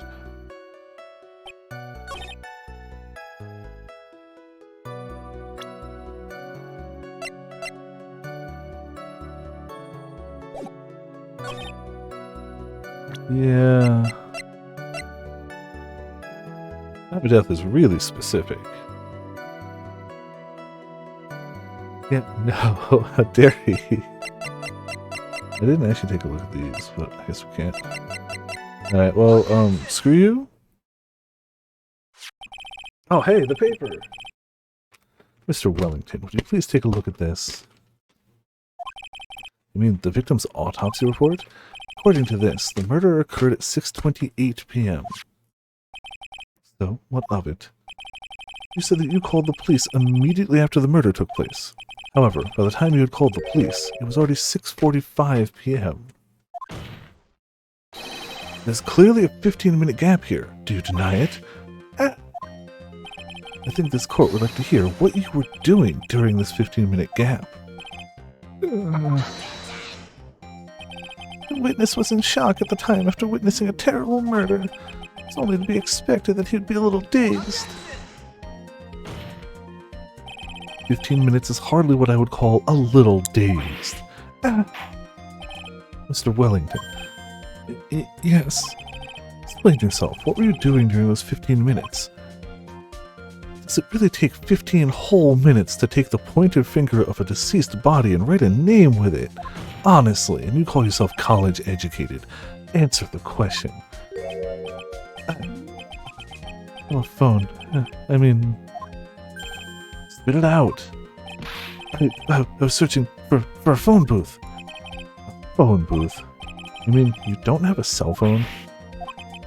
You and your questions, as if you're trying to open all the layers of a Matryoshka doll. You must think you're really something special. Oh, that's true, yeah. Finish off the victim with a selfie stick. Wait, miss? I lost my cell phone. There. Are you happy? You lost it? Unbelievable. You lose your glasses and your cell phone? You must be very scatterbrained when it comes to your belongings. What? Are you saying that first-rate people are never allowed to lose things? Haven't you ever heard that by the rational since I have a quirk? I don't think simple people... Oh, no. Man. Oh, man. Wait. Hold on a second. You lost his cell phone? Nick, that cell phone. Could it be... in this phone Maggie found? There's no way. Boy, I didn't see this coming. What should I do now? Mr. Wellington, where is your cell phone right now?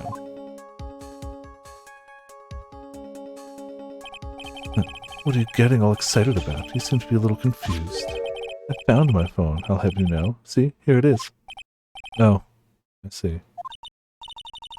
Looks like he's got his phone. And I thought that just maybe this was his. Nokia at the end of a selfie stick. The most indestructible weapon. Well then, I think we've cleared this issue up. At the time of the murder, the witness did not have his cell phone because he had lost it. Therefore, the delay in this call was caused by a search for a phone booth.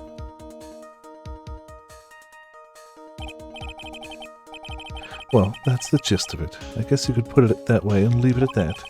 Do you have any further questions, Mr. Wright? There is something.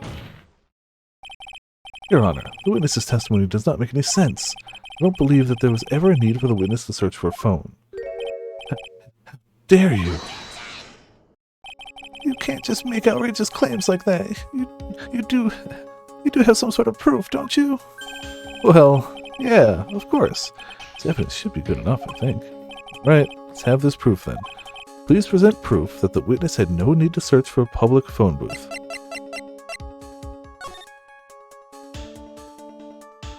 It's so unbelievably subtle. Even I can't screw this one up. It's quite simple, actually. Please, take a look at this photograph.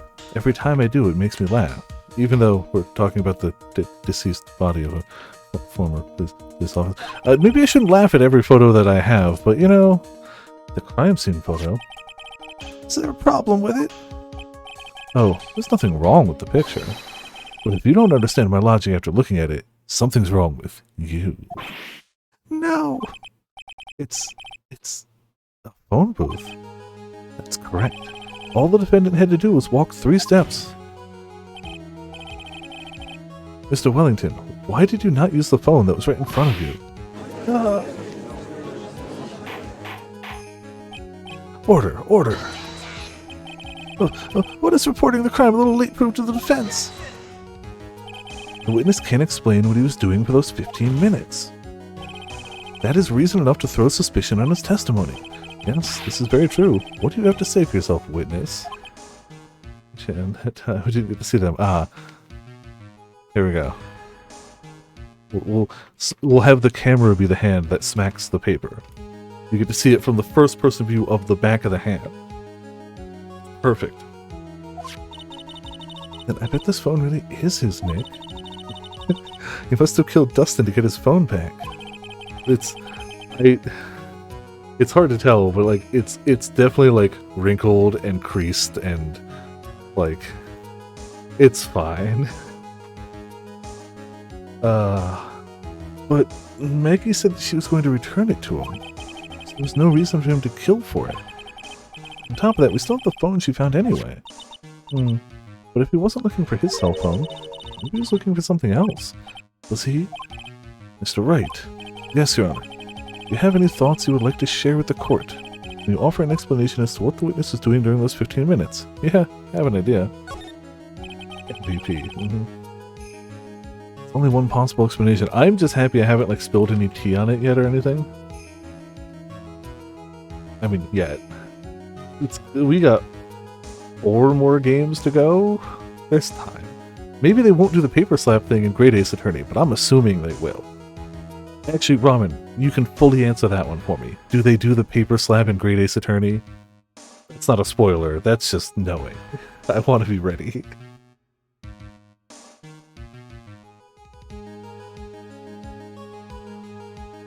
I know Ramen, it's either played through it or watched a playthrough. I'm unsure. I don't remember which. There's only one possible explanation. Alright, let's hear your explanation.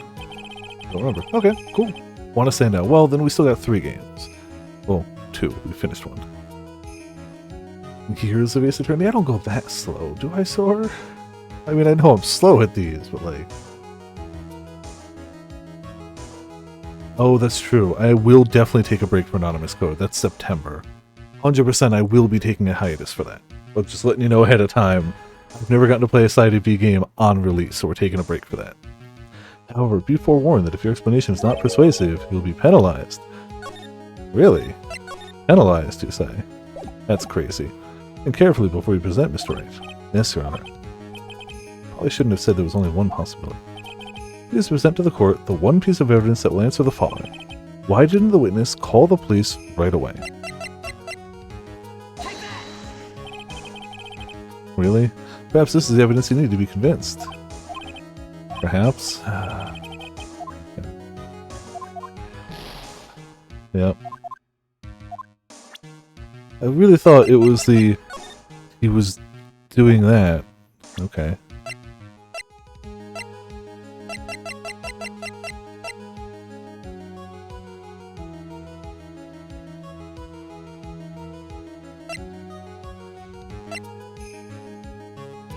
Terrible attorney, yeah. Honestly, I didn't even look at the stuff because I just ran with the, yeah. Duh. It took him time to, like, do that. Okay, so he thought those were bananas. It's definitely not that. I have no idea what my business card would have to do with this. It's not that. I don't think the names list is relevant now. He could have been looking for his glasses, but I don't know if that's gonna...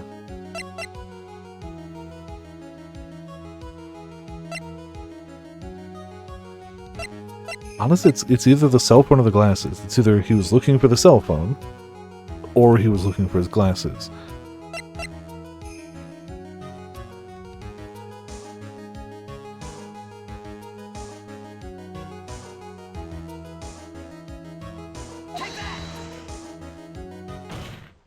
Okay. Oh.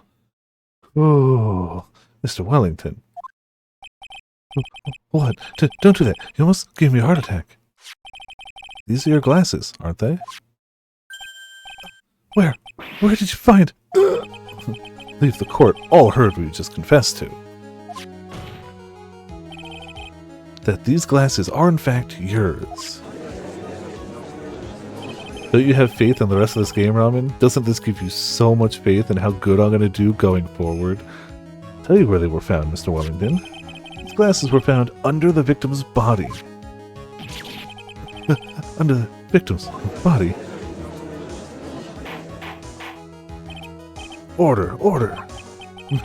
No, wait a second. Hold on. I didn't confess or confirm anything. Your Honor, I think the answer is quite clear here. As he fell, Dustin Prince grabbed the culprit's glasses. The culprit knew that he had to find his glasses and searched frantically for them. What he didn't realize was that they were under the victim's body. And that is why it took him 15 minutes to make that call. Alright. Infamous case? I'm not ready, yeah. I can't believe we're getting not an American Yakuza game, but a Yakuza game set in America. Not just America. Florida. Mr. Wright, are you indicting the witness as the real murderer? Of course, that is precisely what I'm doing. Wait a minute. Oh. America football. Ah, maybe. Oh man, think of how many just wacky... How are they gonna justify pachinko and like mahjong and like all the different dice games and poi poi in like Central Florida? I don't understand. It's fine, don't worry. No, I'm right. He is the real murderer. Did you figure it out, Nick? More or less. Turns out the cell phone was the key to this case after all. And now's our chance to deep six this guy. I'll sink him in one shot. Yeah, this is so exciting watching you work again. Somehow, my old self is coming back to me. It's time to sink or swim. Everything rests on the edge of a knife. Gotcha. Blackjack, yeah, I mean, they can have plenty of gambling places. Chess would be interesting. That would make sense. I wonder what the lewd minigame will be. They've shown great creativity when it comes to the lewd games. This is the moment I've been waiting for. Order, order. Your Honor, the defense is making a mockery of this court. Without any solid ground to stand on, he accuses the witness of being the murderer. Yeah, that's right. I'm no criminal. This is third-rate fraud of a lawyer. In that case, why don't we look at it from a different perspective? Let's hear your explanation as to why you are not the murderer. Why, that's easy. For example, there's the name the victim wrote. What about that? Oh, you mean the name Maggie? Yeah, even an idiot like you can read that, right? But you already know that this was not written by the victim himself. After all, the defendant's name is Maggie, and the victim was left-handed. In other words, in order to make the defendant look guilty, the real criminal used the victim's right hand to write her name on the ground. But, wouldn't that mean the real criminal was someone the defendant knew? Otherwise, how else would that person know her name was Maggie? Maggie! That's a good point. The witness didn't even know of Miss Bird before this trial. God. Is there any way this creep could have known Maggie's name beforehand? Was a way.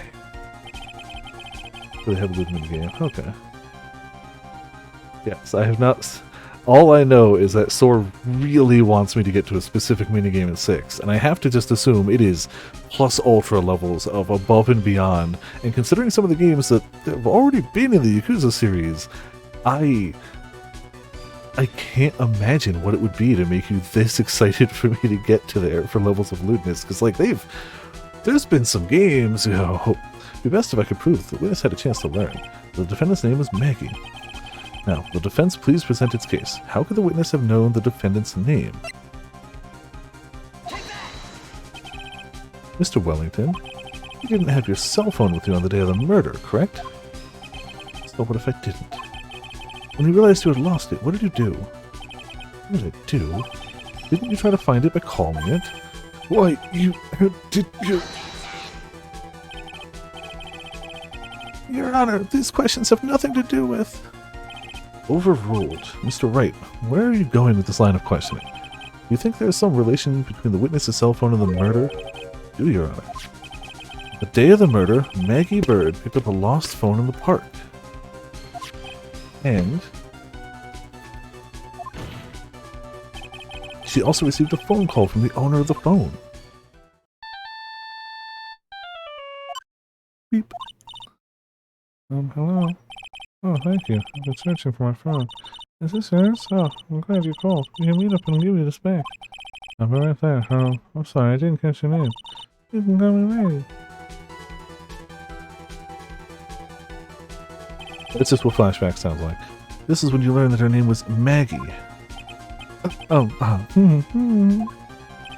But you made one fatal mistake. Fatal mistake? My client's name is Maggie. The name that was written on the ground was Maggie. No, I'm not going to even attempt to differentiate them. We're reading them as is. This is a mistake that could only occur if all you knew was how her name sounded. Order. But, Your Honor, the witness had no motive. And your point is? It's very simple, Your Honor. A person usually would not kill someone without a reason. Mr. Wellington had no reason to kill anyone. That is absolutely correct. I don't have a motive. Mr. Wright? Your Honor, can you explain what motive this witness could have had? It's very simple, Your Honor. You sure, Nick? I said I can't offer an explanation, and the trial's over, right? Why would it? There's overwhelming evidence that he did it, and no evidence that Maggie did it. But it's fine. Yeah, but... Now, please present to this court proof that the witness had a motive.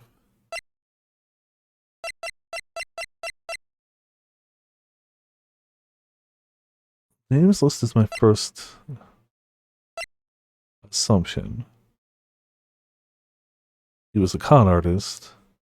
I don't know why that would mean murder, though.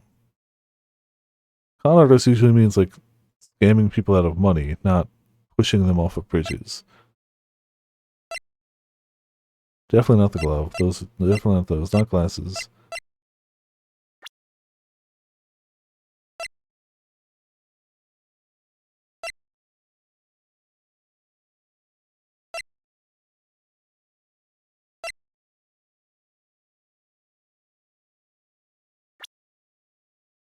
I mean, can I save? I don't think I can even save here, but that's fine. It's gotta be names list. There's nothing else I can think it could be. Mr. Wellington's motive is right here. What is this? A list?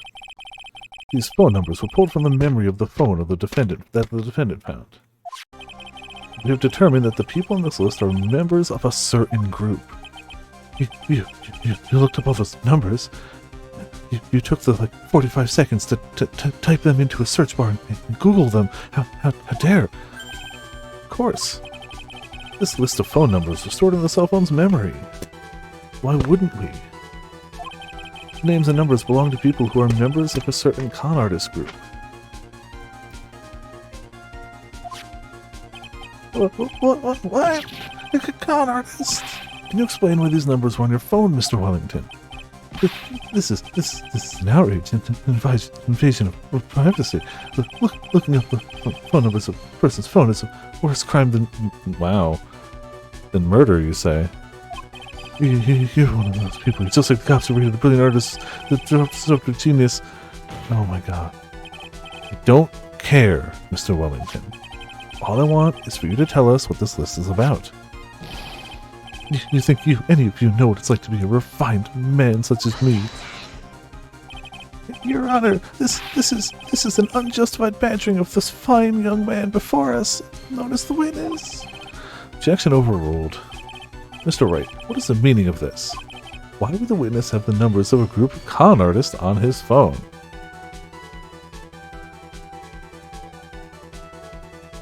Yes, Judge. Why would the witness have the phone numbers of a group of con artists on his phone?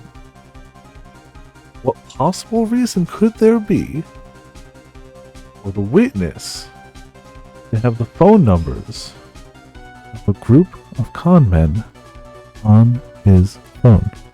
I can't possibly imagine what reason there'd be for that to happen. I have no idea, Mr. Judge. Why? It could be. Yeah, obviously he's on the sports team. I mean, come on. It's so obvious. Isn't that obvious? The witness is, looking into the group. A member of that group. Mr. Wellington is a member of this very group. No! All of your friends' phone numbers are stored right here on this phone. Or, why even... Well, if we hit it just right, we'd be like, hello, hi, how's it going? Hit the paper. If anyone were to look into these phone numbers, it would be all over for you. That is why you had to kill.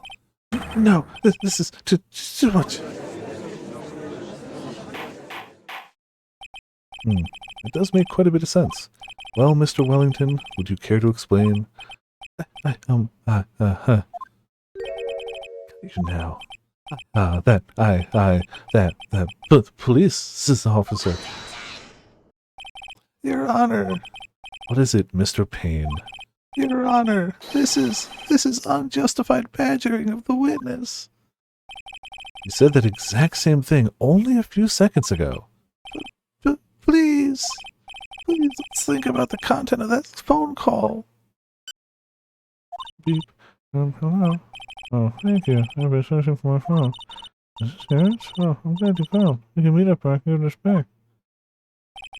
The defendant had already promised that she would return the phone. After that, all Mr. Wellington had to do was meet Miss Bird to get his phone back. Why then would he need to kill anyone? That is a valid point. What does the defense think about this? We have such overwhelming evidence that he killed her, and the judge is like, that's a good point. Why could that possibly be the thing? I don't know. If you think about it logically, then it makes sense. And maybe we should be thinking outside the box. Yeah, we think like that. Let's see. Maybe that slime ball saw something at the crime scene that made him commit murder. Your thoughts, Mr. Wright? Well, I don't think Mr. Wellington went to pick up his phone in a very friendly manner. He just promised his phone, so why would he have been unfriendly to the defendant? I think he might have seen something that didn't agree with him when he got there. Well then, Mr. Wright, what was this something that didn't agree with the witness? I mean, he was dressed in his police uniform, right? Gotta be that. She actively wasn't. He was, and he's a con artist, so, like, gotta be that. What Mr. Wellington saw was the victim. But every bit of both sides, I guess. But when it's so very clear, well, I guess it's clear to us. There's a ton of cases that start very clear in the other direction, but admittedly, when it starts very clear in the other direction, he's like, yeah, that makes sense. They're guilty. They're guilty. This case has been on for like 30 seconds. They're guilty, though. Edgeworth's right. They're guilty. So, he seems to be playing favorites always. The victim? You mean Dustin Prince? Dustin Prince had gone on his date right after his shift was over. No time to change. He went to the park still wearing his police uniform. Oh, I picked up my phone for replacement. He couldn't have known they were going out, so he began to worry. He was afraid the policeman would ask a few questions before returning the phone. If I do anything suspicious, he might run a check on my phone. In his mind, it was possible they'd already run a check on my phone. Yeah, that's also true. And he went into a panic, is what you're saying. Yeah, it's not, but like, it's not. Exactly. It's clearly a fictionalization, but you know, Officer Prince was it's a fictionalization from people who grew up in like Japan around the Japanese legal system. So, was murdered simply because he was in uniform. Mr. Payne, do you have any comments? I'm thinking. Seems the truth has come out at last. Does Bruno Mars is gay? The witness, Mr. Wellington, you are...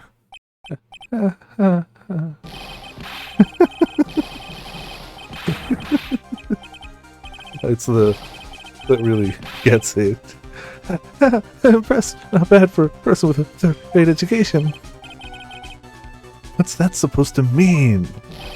Evidence! This guy is really creeping me out. Oh, you've been waving around and talking about it. That suspicious cell phone. Suspicious phone over this suspicious con group. They're all on that phone. But who's to say the phone is really mine? Where's your proof? Your evidence? You want proof that this phone is yours? I told you earlier. That phone I lost. I've already found it. You don't have to even the slightest idea who that phone in your hand belongs to. But you can be sure it isn't mine, you simpleton.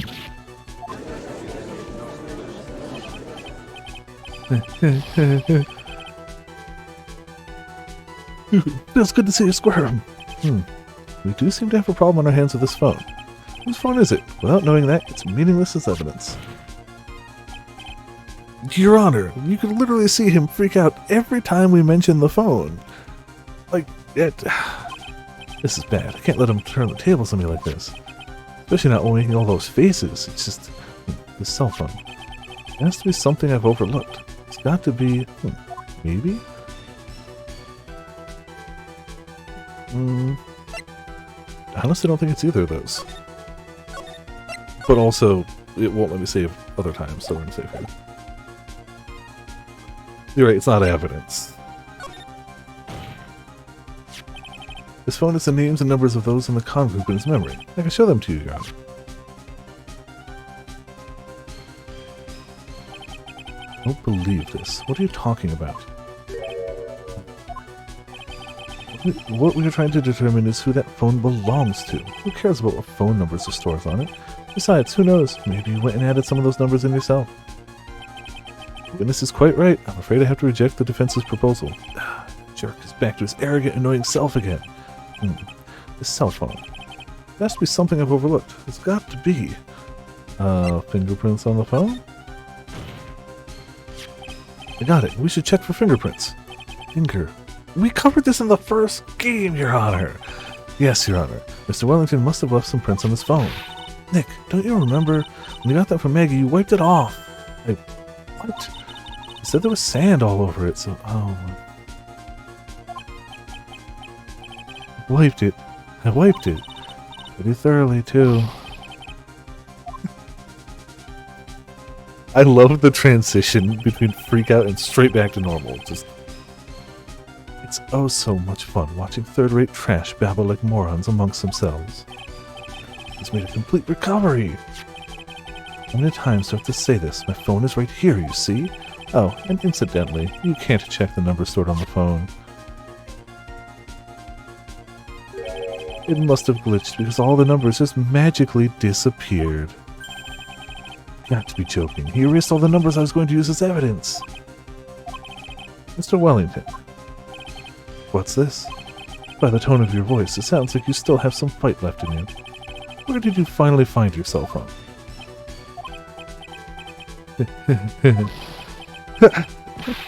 Oh, you're too much. Of course, you have no idea what I'm talking about.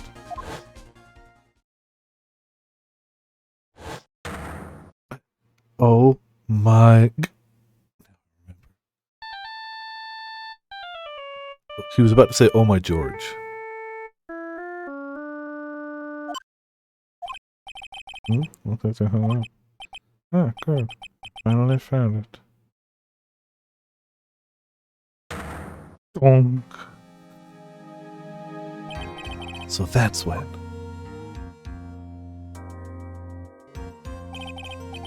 What's wrong, Mr. Attorney? Why the harsh glare in your eyes? Nick, we worked so hard to get this far, but if you don't do something quick, he's going to get off scot-free. No. I know this phone has to be his. But how am I supposed to prove something like that? Mr. Wright, you cannot prove who the owner of that cell phone is. Your indictment has no basis and therefore no power. Looks like you came up a penny short. We've proven so much. But since we can't prove whose phone that is, it's fine, she's guilty, she murdered him. Even though all the evidence says she didn't. Where did I go wrong? Blame yourself, you're merely a third-rate lawyer. You only made one big mistake.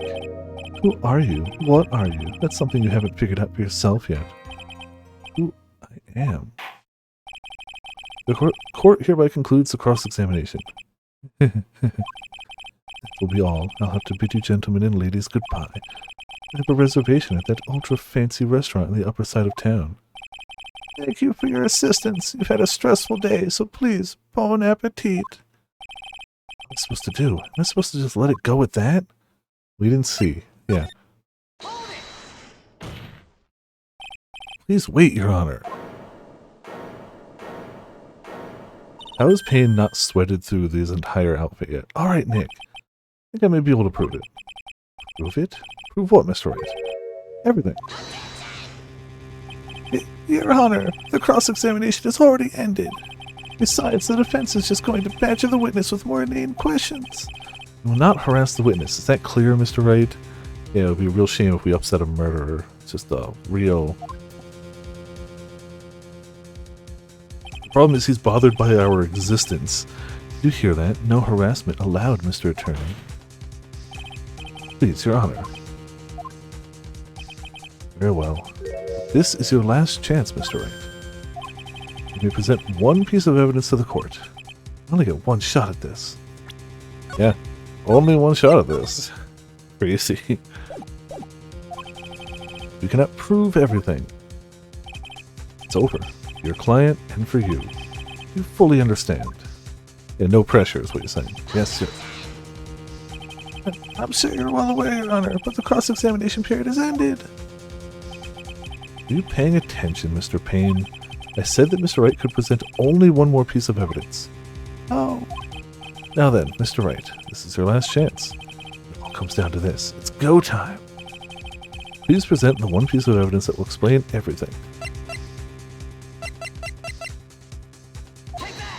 Gotta do this, right? Right? Why, thank you. How nice.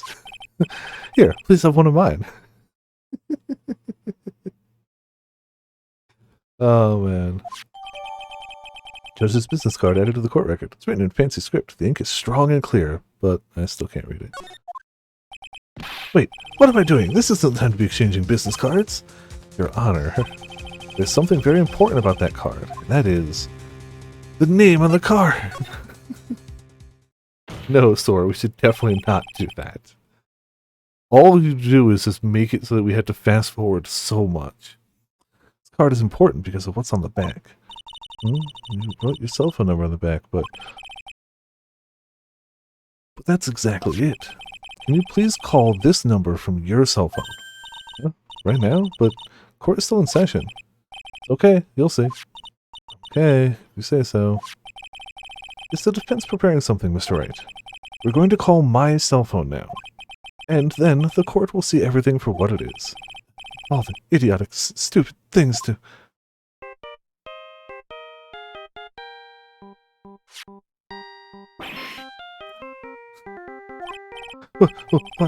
Why is my phone? And what is with this stupid sounding ringtone? Mr. Wellington. How strange. I could almost swear that you're holding my phone.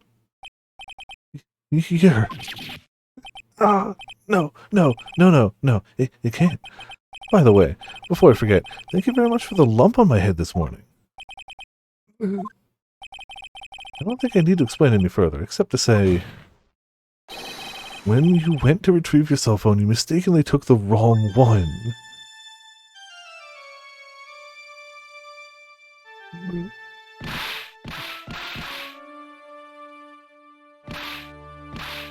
Oh, he dead.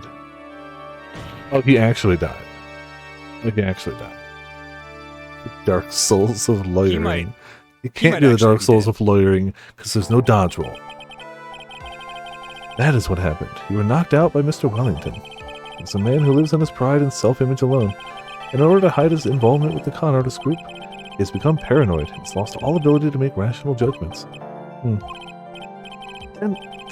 Mr. Wright, the phone you're holding. It's Mr. Wellington's, naturally. Speaking of that man, why is Oscar here? How is he, Mr. Payne? He was arrested and has been taken away, Your Honor. Very well. Now, this court finds the defendant, Maggie Bird, not guilty. Yay. Confetti. This court is adjourned. September 8th, 2:16 p.m., District Court, Defendant Lobby Number 1. I knew that the real you would shine through eventually. I'm so moved by what you've done for me, sir. Thank you so much, Mr. Wright. I feel really bad for Dustin. He didn't do anything to deserve this. It's probably because of me. Huh? My whole life has been nothing but a whirlwind of bad luck and failures. Your whole life? That can't be that bad, can it? Since I was 6 months old when I fell from the 9th floor of my apartment building. That's so much further than he got pushed down. I hit by all sorts of vehicles, gotten sick from all sorts of foods, failed at almost every test I've ever taken, experienced almost every kind of disaster, and never won or even died at a game of tic-tac-toe. Life has really been nothing but a string of disasters.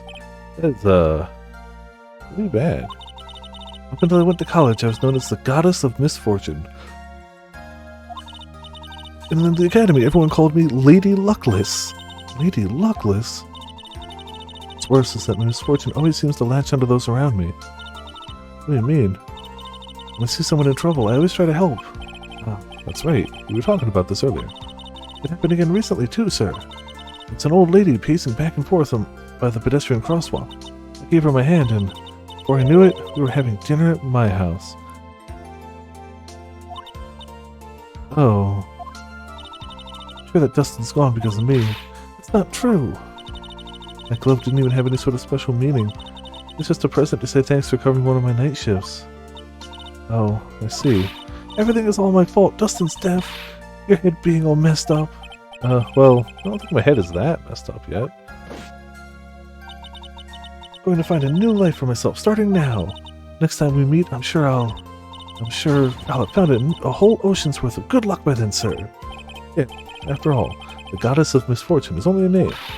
You bet, I'm gonna make it, I promise. Next time we meet, I'll only be an unlucky person instead of a goddess. Yeah, it's the spirit. Well, Mr. Wright, Maya, I should get going. Okay, good luck to you. Thanks, you take care of yourselves too. Well,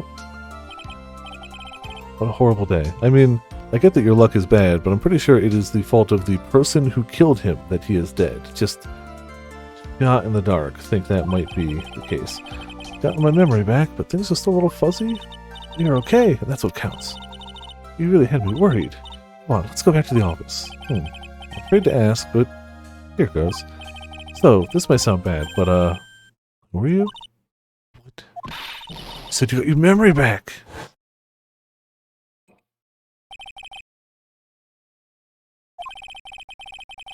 At that moment, everything really did come back to me. Detective Gumshoe. He's someone I've had clashes with in the past during certain cases, but he's also been a good ally during others. The judge. Sigh. Moves on. He's a lovable, kind old man who's easily swayed by other people's opinions. Yeah, he is. But he always comes up with the right verdict. This person I haven't got a clue. He seems to know me, but maybe he's mistaking me for someone else? And this girl, Maya? You finally remembered. This is Maya Fey, my assistant. That's right. I have so many unforgettable memories about her.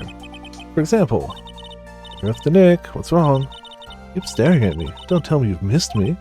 Well, yeah, I suppose I have. I feel like I haven't seen you in ages. Oh? Well, I'm back now, so it's time for us to create new memories together. Alright, sounds good. All the phone numbers on my phone were erased by Mr. Wellington. Guess I have to start over from... Even his phone got wiped by the new game. Come on, Nick, let's go to our usual burger joint. Excuse me. Okay. Actually, it hasn't even been that long since she came back into my life. And that story began on my one rainy afternoon 2 months ago. Episode 1, The Lost Turnabout. The end. Hey, we cleared an episode. Sure, it's a tutorial, but we did it. Yeah, see, I know I must have done bits of this case because I remember Pearl.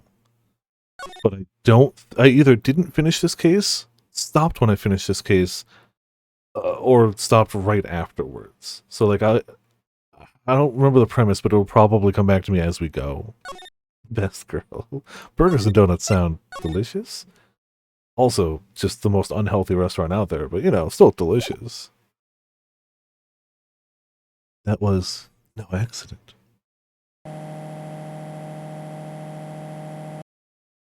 I was drugged with sleeping pills. I was murdered by that person.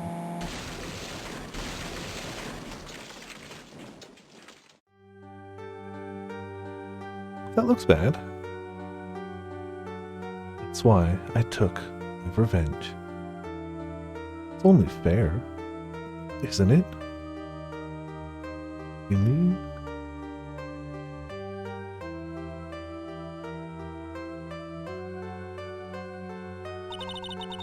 Finally get to see you again, and it's not your fault. You didn't do it. No, I did it. I killed that person. That wasn't you. Doesn't matter. Might as well have been me. Man, she doesn't catch a break. 0 breaks. Can't believe something like this happened. The events of that gloomy, rainy afternoon that started this whole mess keep playing through my mind.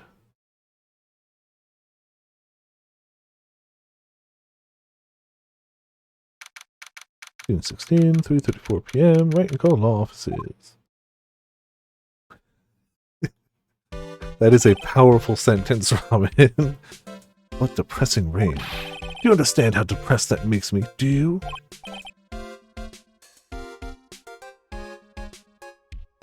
I guess. But actually, more than being depressed, I'm angry. Angry at the weather girl on TV. What? I think our little rainy spell will take a break with the day of sun. That's what that girl said. I'd stake my life on it. Well, it's the weather. That's why I didn't bother to bring an umbrella today. What nerve, calling herself a weather girl. She's going to hear about my $1,500 suit.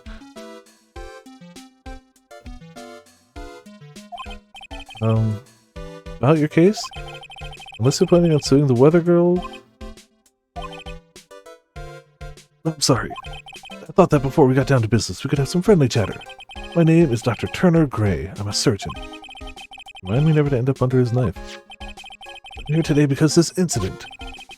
Malpractice at Gray's Surgical Clinic. 14 inpatients lose their lives. Oh, you're the doctor at... It's really quite upsetting. Do you hear me? Upsetting! Yes, I heard you. I agree, it's quite upsetting, Dr. Gray. The one that screwed up was that nurse!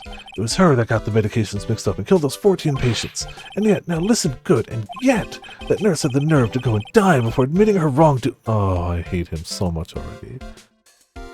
His middle finger. Oh, it's always how they do it. Always. It's the anime way of doing it. It's always. I wish I could get the right angle for just glare on the glasses, but the whole point is I'm trying not to get a ton of glare so I can be visible. Like, that's index finger, 0 to 10. She didn't even offer any sort of explanation to me, and this is the kicker. She up and has herself a grand old accident, crashes her car. Smash! Crunch! Instantly transforming her car into the accordion model. I hate this man so much already. So much. That's right. About a year ago, all the tabloid shows were talking about it. 14 victims of medical malpractice and the nurse's mysterious fatal accident. There were rumors that Dr. Gray had actually caused that crash. People said it was to forever hide the person responsible for the malpractice incident. What would I? Now, I'm just going to say this once. Why on earth would I want to kill that nurse? She's the one who killed those 14 patients, not me. I think you need to take a deep breath, Doctor, and focus. More to the point, this case is over a year old. Why bring it up now? That's simple, because the situation is slipping out of my grasp. This just won't do. My clinic isn't seeing nearly as many patients nowadays. Yeah, I can't imagine it would, honestly. Oh, Robin. You know, I was going to say, you'd have it if you had a cat, but you're doing it single player, so you have a cat. And also the cat's unlikely to steal it. How is your luck that bad? Yeah, you have a cat. Do you understand what that means? It means they're not coming to my clinic. You don't say. If it were me, I don't think I'd want to go either. So, what would you like me to do about it? If your obvious lack of doctorly skill isn't bringing them in, you could always lean on your winning bedside manner. Also, hey Birdie, how's it going? Welcome to Viperland in the chat. How you doing today? I want you to help me prove I'm innocent. You do realize I'm a lawyer, not a private investigator, right? No, this is something only you can do. Maya Fey, you know this girl, correct? Maya? Why would you know her name? I heard you were working under her for a little while. Well, yes, I mean, hey, wait a second here. I worked under her? Yes, am I wrong? She told me so. She told me, so I'm not quite sure. Well, we worked a few trials together, but she went back to her hometown to undergo more training. I guess I heard. It must be lonely for you. What? Wait, I'm not. She must be an extraordinary girl to handle such rigid training. Huh? I have an acquaintance who knows a lot about these mystical sorts of things. She's the one who introduced me to Miss Fey. Is Maya really that famous? I've already set up an appointment. For what? What else? A channeling. I'm going to have her call the spirit of that nurse that went and got herself killed. Oh. Maya, wonder what she's up to right now. Well, she's going to perform a channeling, clearly. We, the women of the Fae clan, have always been spirit mediums. It's because of the power to communicate spirits. Doing this like a flashback, because it is technically a flashback, but the first time I've seen it in this game, so should I do it like a flashback, or should I do it legit, and then when they flash back to it, inevitably, like 20 minutes after this, do it like a flashback? I'm gonna commit. That's what she told me. I guess she's learning to accept her responsibilities and become an adult. Also, that was the end of it anyway, so it doesn't matter. Not counting training, this will be her first time channeling a spirit, so she gave me one condition before accepting my request. Condition? The condition is you, Mr. Wright. She said that she wouldn't do the channeling without first seeing you again. Me?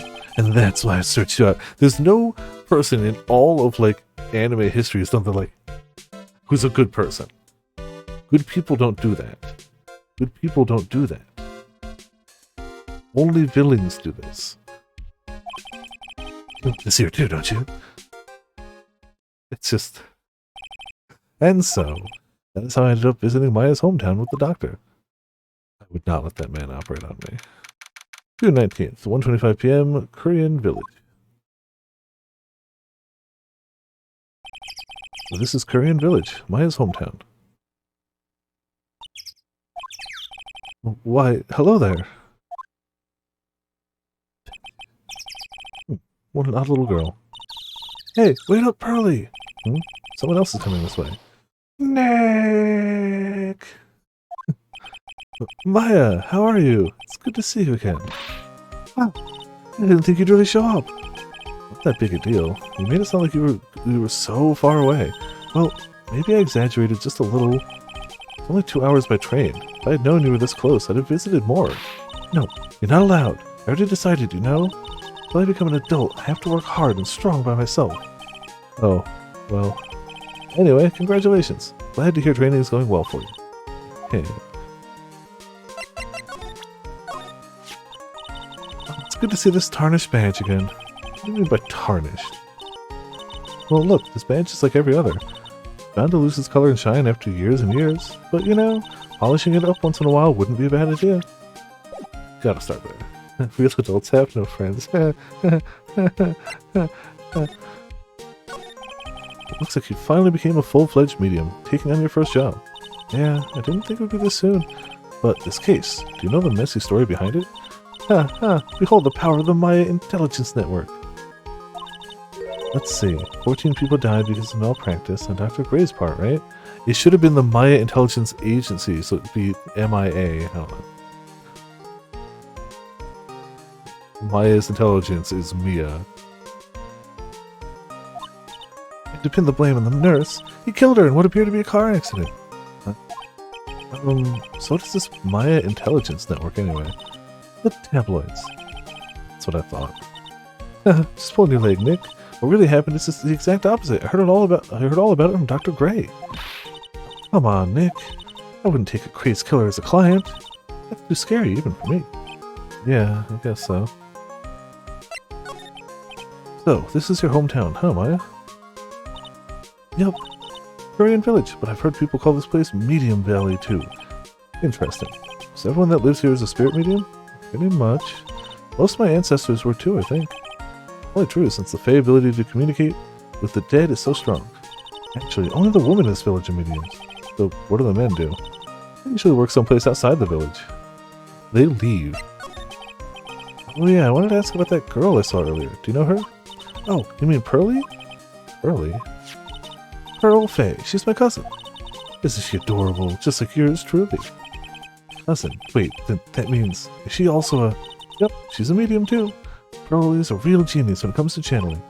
Huh. Let's see. Hope I didn't scare her when I tried to talk to her earlier. Gerudo Town. But yeah. Nah, it's not you. Why not throw that into her head? Suspicious looking person tries to talk to you. Run away. Suspicious looking? Well, you're not wearing training clothes, for starters. Of course not. Pearly is my aunt's most valued treasure, so she's not allowed to go outside of town. She doesn't know much about the world outside of Korean Village. Pearly's mother is my aunt. Duh, come on, Nick. Well, Nick, I've got to get going. It's about time for the channeling to start. Huh. Oh, yeah. Doing the channeling in my house, so come on in, okay? After I'm done, we can grill up some juicy burgers. Alright, good luck, Maya. Thanks. Burgers. Well... At least she's still the same perky Maya. An old bus stop says Korean Village on the signpost. The buses seem incredibly inconvenient since they only come 3 times a day. It's an old-style payphone booth. I can't say it fits well with this area. It fits well with this area. My cell phone doesn't get reception up here, so who knows? I may need it later.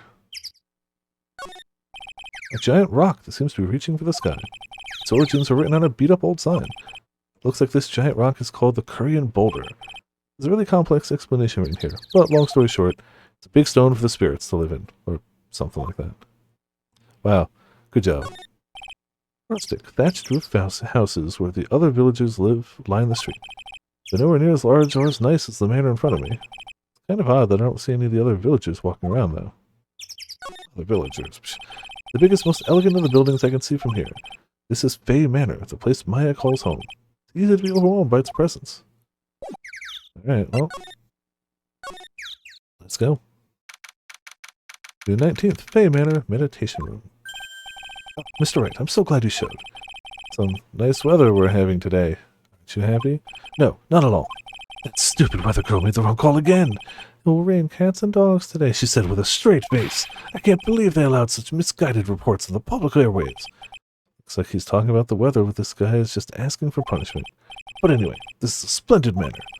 No argument there. It's hard to believe that this is Maya's house, though. I was given a guide map to this building. Here, Mr. Wright, I have a copy for you, too. Guide map, diagram of Fae Manor. Do we have to talk to him? Look, here's my attorney's badge. Are you trying to compete with me in my profession with this piece of scrap? I'm a surgeon. Compared to you lawyers, I'm practically a saint. Yes, well, I don't exactly have any patience right now, but, and listen good, I'm not the one that made the mistake. Doctor needs his head examined. Wow, this manor is really nice, don't you think? You honestly think this place is all that impressive? Don't make me laugh. Huh? This is the countryside. Land here is dirt cheap. I'll have something much greater one day. I will build my own grand mansion. Do you hear me? A grand mansion! This manor will seem like nothing.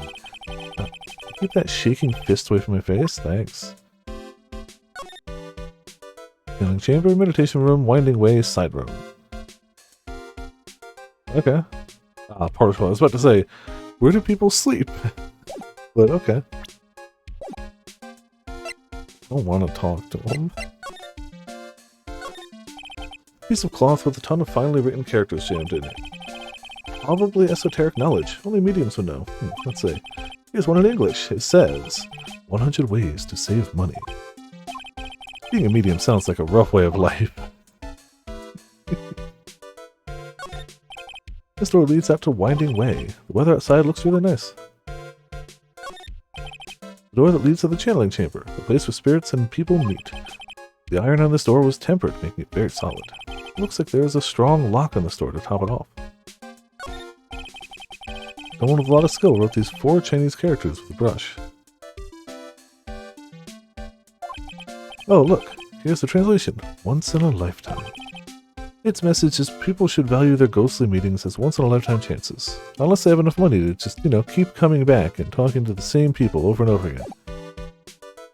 Alright, I'll talk to the minister. What are you going to do once the nurse's spirit has been called? Isn't it obvious? I'm going to have her write a signed confession. Signed confession? Yes, a confession. Pay attention. I'll have her write this.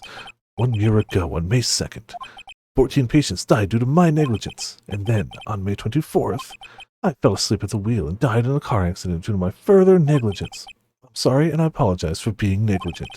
That's what I'll have her write. With a confession, the rain falling on my soul can finally stop. Oh, I see. This is a perfectly well-adjusted, normal adult. So, how did you hear about Maya Fey? About her from an acquaintance, a girl studying the occult at the college. That girl introduced me to this village. This is the home of the Korean School of Channeling. The home, huh? And Miss Maya is a daughter of the Master, I hear. Master? Anyway, do you see that door? That's the room where people and spirits meet. Miss Maya's aunt is in there right now. Would you care to meet her? Sure.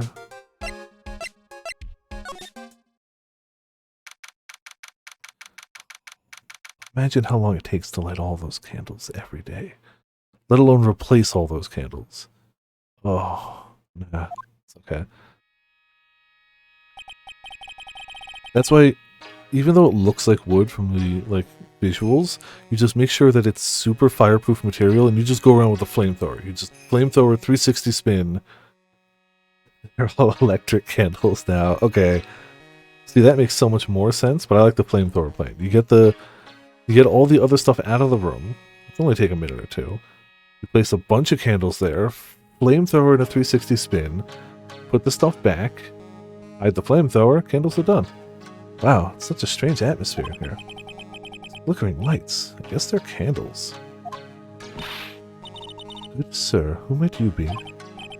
My name is Phoenix Wright. You must be that good sir. Good sir, is she talking about me? Excuse me, you are a lawyer, are you not, good sir? I've heard much about you from Mystic Maya. Is that so? Mystic Maya? I am Mystic Maya's aunt, Morgan Fay. Nice to meet you. I had wanted to speak with you about a certain incident, good sir. It seemed that perhaps you asked too much of Mystic Maya in performing your duties. Most unbecoming, I'm afraid. Huh? Don't tell me you've already forgotten. What is it not for Mystic Maya and her assistants? You would surely not have won. First a girl that runs away, and now an old lady who says I stink at doing my job. When did I become the poster boy for how not to make a first impression? The past is the past, though. Let us speak of the present now. I'm done roasting you. What are you doing now? Ah, thank you. This folding screen is really showing its age. All of its edges are a bit tattered. The lettering is faded too. I think I recognize a few of the characters on here. Urain. Pretty sure that's what it says. Maybe I'll ask Maya about it later. Out of that entire thing, he made out the name of the village. Good going. I mean, to be fair, I can make out none of it, so maybe I shouldn't judge. Guess this is an altar. Whatever it is, it feels very important. A mirror-like object with a cloudy reflective surface. and some branches of a sacred tree have been set in a predetermined arrangement. Good sir, I wonder if you would please not touch the sacred objects. Those objects are being offered to the spirits. If you were to touch them, good sir, they would become cursed. Yes, cursed. You really didn't have to talk down to me. I'm not that much of an idiot. He said as his hand has already been like reaching out to it the whole time. We can examine the 90 billion candles. Meditation room is on the other side of this very heavy looking door. There's a giant iron lock where the handle is. It feels like a curtain that separates the normal world from the spirit world. This is where the medium sits, I assume. There are 4 panels of this flooring. The straw on the flooring feels a little damp, probably from the humidity in the air. There's some empty space behind the folding screen. The light of the candles can't reach back there, so it's completely dark. I feel like that's gotta be it.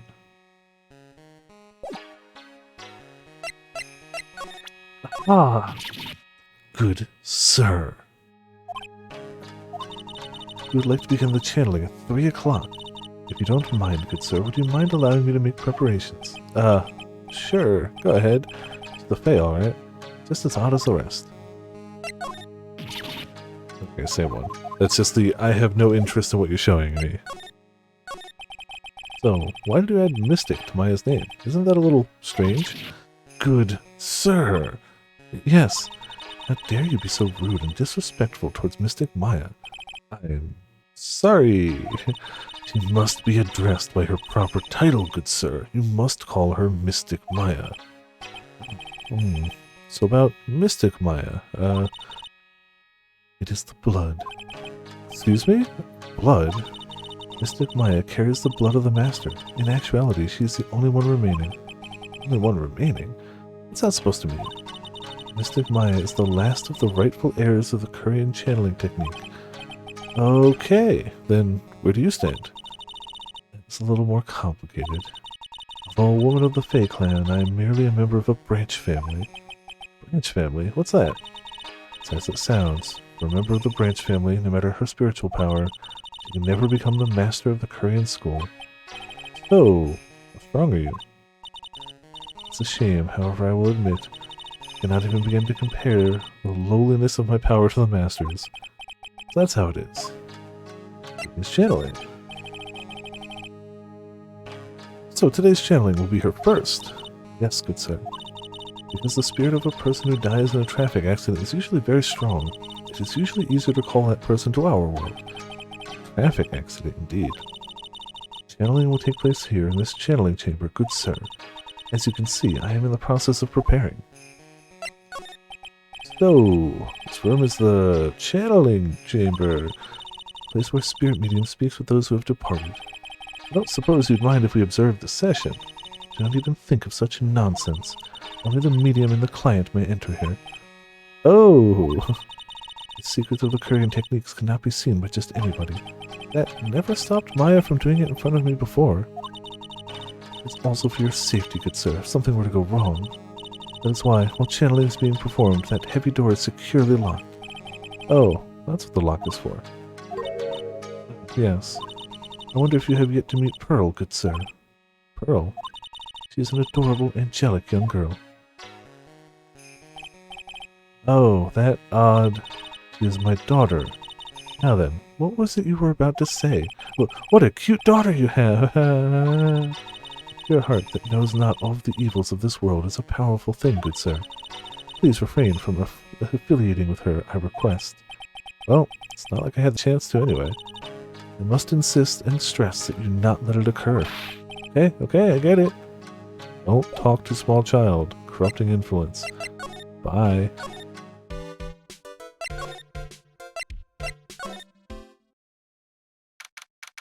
The 19th Fae Manor, Winding Way. Wow, this garden is really breathtaking. Someone put a lot of love into it.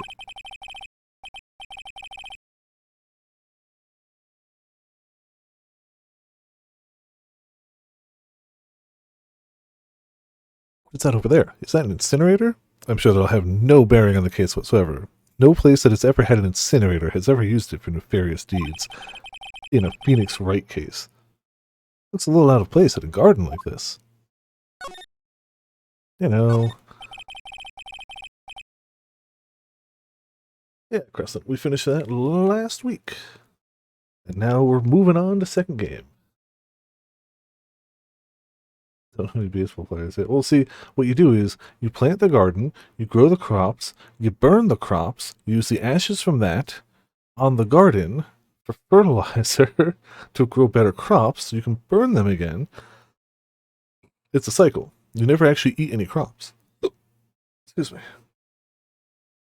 Looks like there's a room over there. Peaceful feeling is emanating from it. It's a really old urn. The ashes of a person long dead are inside. Looks like something with a long history. Other than that, it's not very interesting, so time to move on.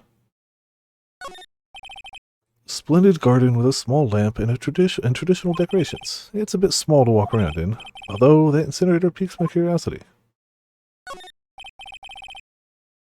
Fields and fertilize the crops. Big rain. The biggest. It's a small incinerator. I don't think garbage trucks come all the way out here to tiny villages like this, so every family has to burn their own trash.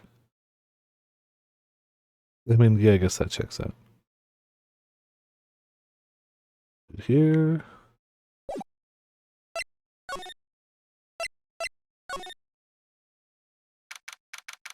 Detail. The, which bit? The 19th Fan Manor side room. This is the side room. Looks like it's more of a break room.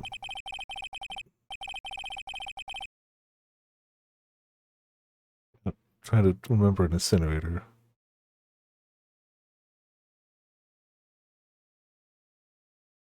Oh, yeah. Yeah. You know, perfectly.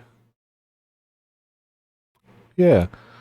There's bedding spread out on the floor. It looks like someone's sleeping in one. I shouldn't disturb them. Poke them. Casually just happen to grow out of living people, you know. It's fine. It's bedding spread out on the floor. Is that someone sleeping in one over there? She's probably an exhausted medium taking a break and catching some Z's. If I wake her up, she might be grumpy and throw a spell on me. Probably a good idea to not disturb her sleep. Ah, yes, spirit mediums, well known for casting spells. 100%. It's a small alcove. I have no idea what's supposed to mean or symbolize. If I had one of these in the office, it would end up as a storage space. But here, it's decorated with some pretty flowers and a beautiful hanging scroll. A decorative wooden bear sculpture. There's a plate attached to the base. Korean village. Heart of channeling. What the? It's a souvenir. So does this mean it's an easy spot? It's easy to spot bears here, and for them to spot you? Gulp. Oh, yes. Just bears. This is the first time I've seen a sliding door like this in person. From here, I can see the winding way and the little garden in the courtyard.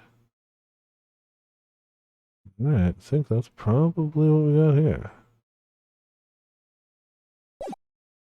Alright. Hey, you, hold on now. This gal's got a few questions to ask. Sure, I've heard that southern accent somewhere before. Oh, goodness. I didn't use southern for her. Didn't I use midwestern? Oh, well, I'll be. That's not midwestern at all. Where the hell? I don't know, Crescent. There's clearly Japanese and Chinese lettering about, but at the same time, like, he's looking for words written in English, and he says this is only 2 hours away by train, so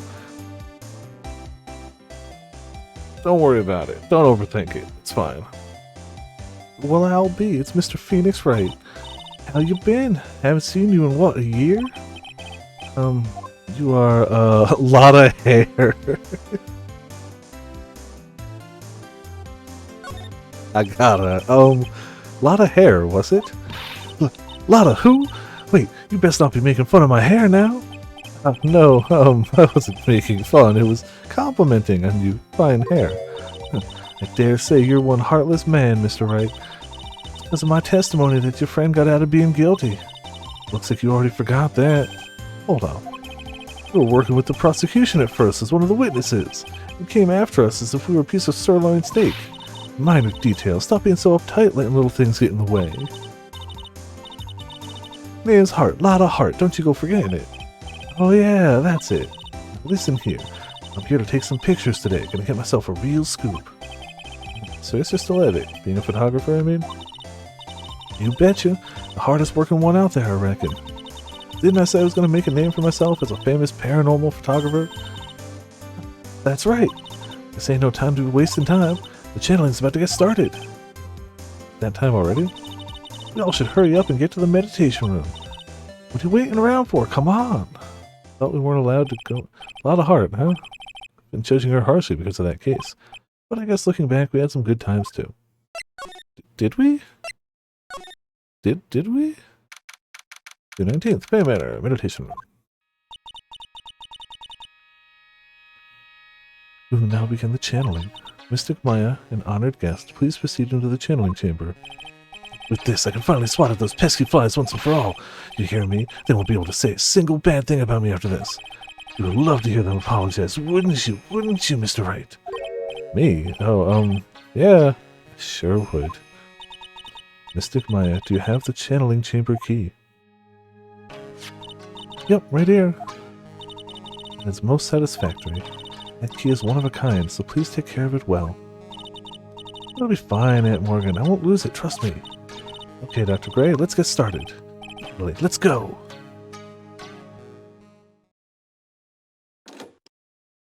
Click. Now, let us wait patiently out here for them. Please have some lovely bitter green tea and jaw-droppingly large strawberry desserts. Hold on now, Granny. Granny? How come we ain't allowed in that room? Dear madam, you have an impressive grasp of English. From where did you learn it? What? I'm from the heart of the heartland. Is that so? Then I humbly request that you return to this heart of the heartland. Ooh. Just get out of here. What are you? This is Korean village. Do not follow our traditions and rules. We request that you leave. Sorry. Wow, you shut Lotta up. Now that's impressive. Now then, let us wait.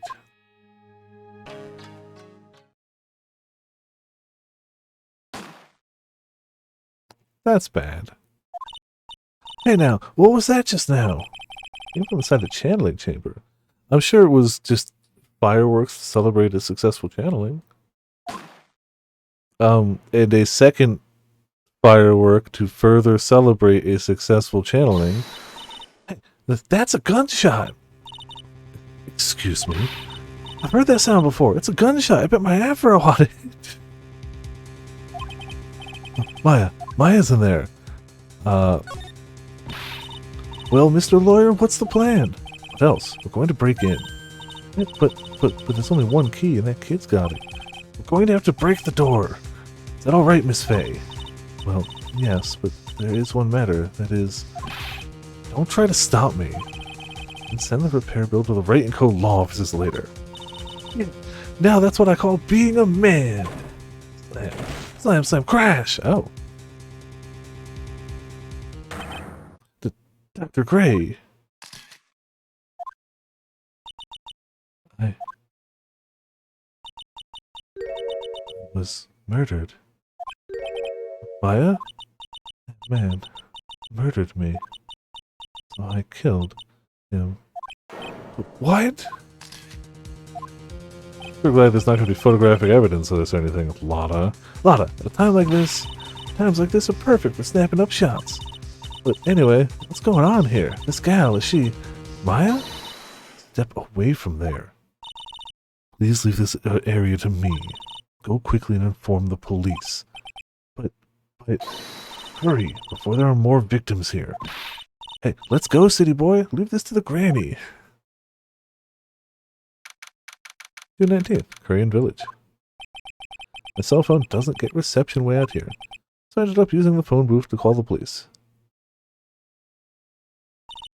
And they're on their way. That's good. Lordy, I saw a genuine mysterious phenomenon. Seems really on edge because of all this. Not that I blame her. I'm scared to death by what's going on.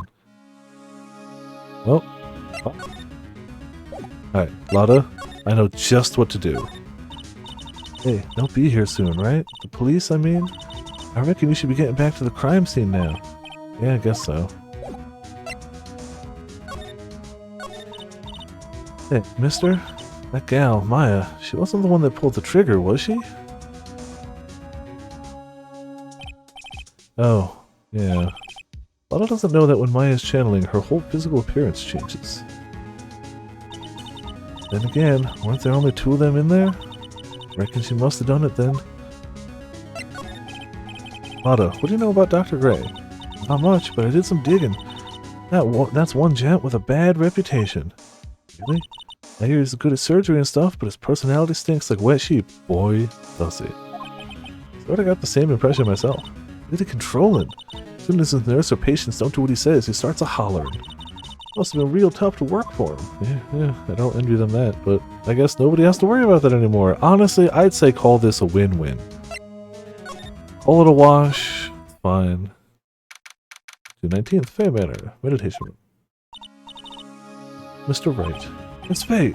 How's, Mystic Maya? She's returned to this world. The spirit severing technique was successful.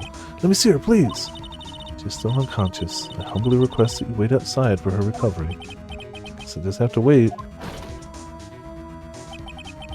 Plates are here. Sorry to keep you waiting. Huh? You again? What are you doing all the way out here, Detective Gumshoe? It's actually kind of funny. I was in the area for a business trip, pal. Well, time to check out the crime scene. I'll have to question everyone here later on. So just sit tight, alright? Why is he grinning at me? I'll show you to the scene of the crime, Detective Gumshoe. Oh, my name isn't Jim Shoe.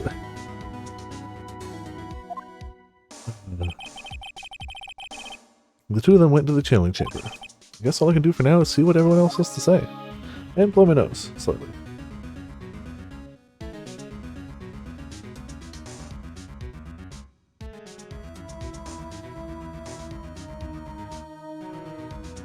Ah yes, good old Detective Jim Shoe. The stinkier, more beaten up athletic version of Gumshoe.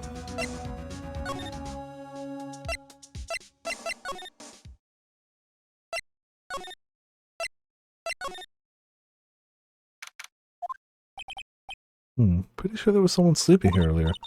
Like, how can I help you? That is, like, so isn't it about time to start? Huh? Time to start what? You know, like the channeling. Channeling? Oh, no, actually, the situation has kind of changed. Like, what do you mean? Please stay calm, but there's been a murder. So like, a murder is that thing where like, one person kills another, right? Yes, a person has killed another person. Oh, that's what are the words I'm looking for? It's like, totally a bummer. Yeah, for all that effort, that's all she had to say. Oh, I'm sorry, I forgot to like, introduce myself. My name is Eeny Meeny. At the college I'm researching and studying parapsychology. Parapsychology? That's right, I think people like usually call it occult studies or something. Like supernatural phenomenon, ESP and psychic powers, that sort of stuff. That's pretty out there. I'm Phoenix Wright, attorney at law. College student. A university. Show the badge. Like, I'm really sorry, but I'm not all that smart. I don't, like, get it. Why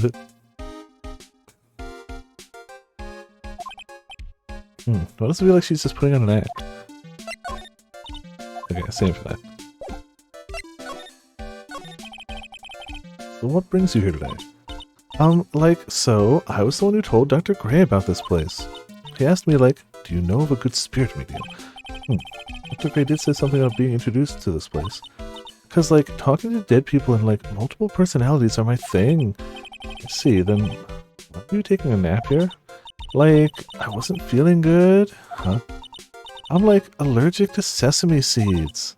They, like, must have put some in the food they served for lunch. Oh, that doesn't sound fun. So I, like, felt sick and came here to, like, sleep.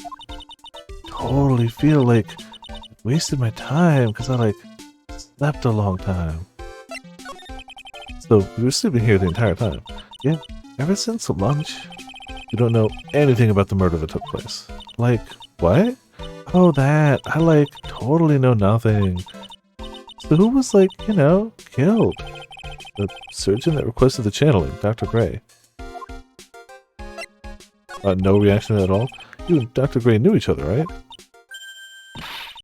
I don't know any Dr. Gray. Oh, really? Then what was all that talk about him earlier? Huh? Well, like a long time ago, I was like a patient? Yeah. It sounds like she's trying to hide something. Yeah. Boy, does she. Like a lot. I'm sure it's nothing. There's no one here, as usual. Heck. Hey, how are you? You're Pearl, right? Silent as ever. What's that she's got in her hand?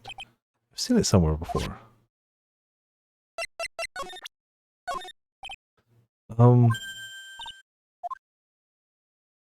Well, what is it?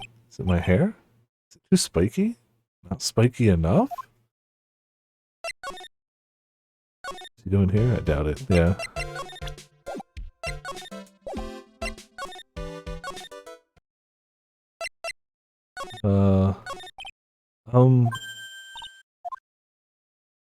Sensing a theme here.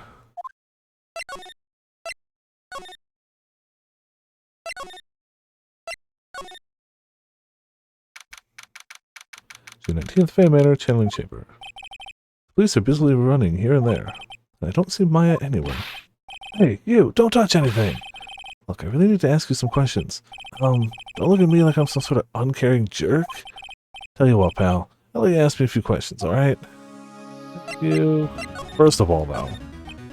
I'm really busy right now. I can't take a look. I can take a look at it later, alright, pal? Didn't even take a glance at it. About Maya? Hate to break this to you, pal, but the way things look now, the girl's the only one who could have done it. Yeah, only Maya and the victim were inside this room after all. But Maya is... Ask me more about her later, pal. Right now, I've got a job to do, and that's collecting evidence. Detective Gumshoe looks like a real professional. And yet, something about his expression still looks the same. So, Dr. Gray was shot with a gun, huh? He was shot in the forehead. But... He was also stabbed in the chest with a knife. A knife? Basically, the Vic was first stabbed and then he was shot. Huh.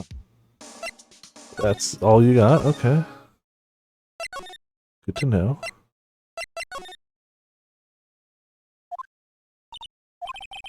She's probably scared out of her wits after having a murder take place right by her. Lotta? God, don't let it be next! God, don't let it be me next! Don't scare me like that.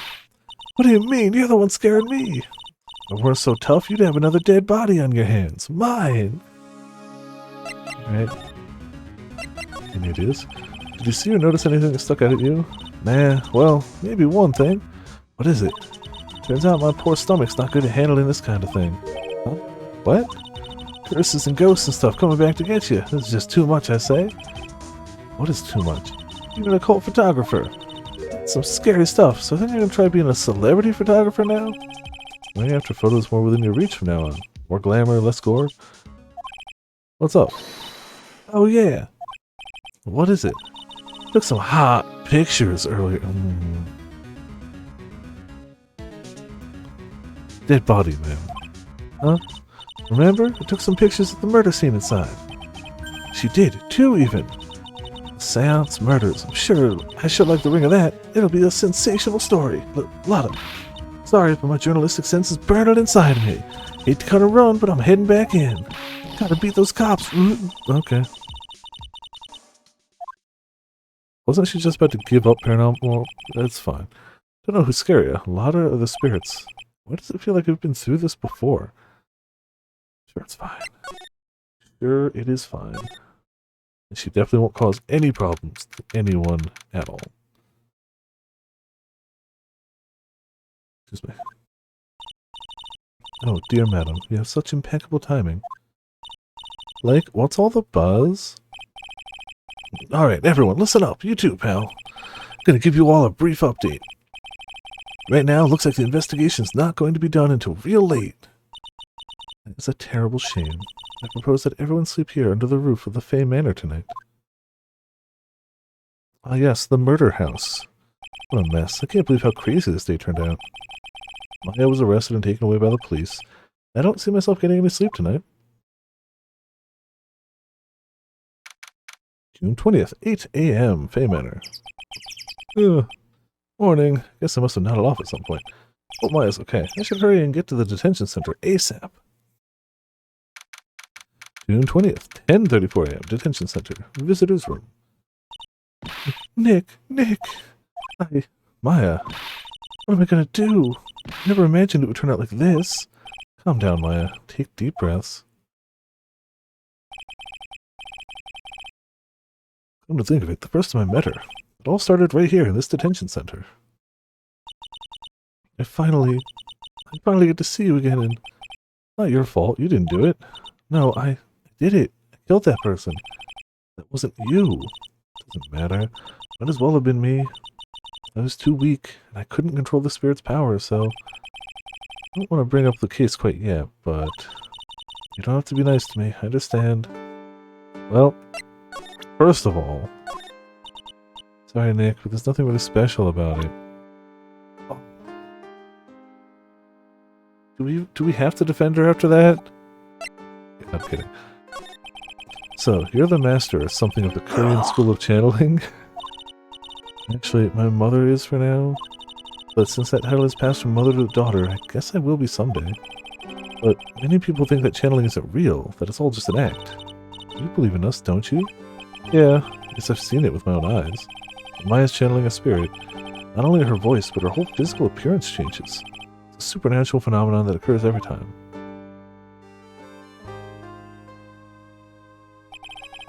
And this time, too.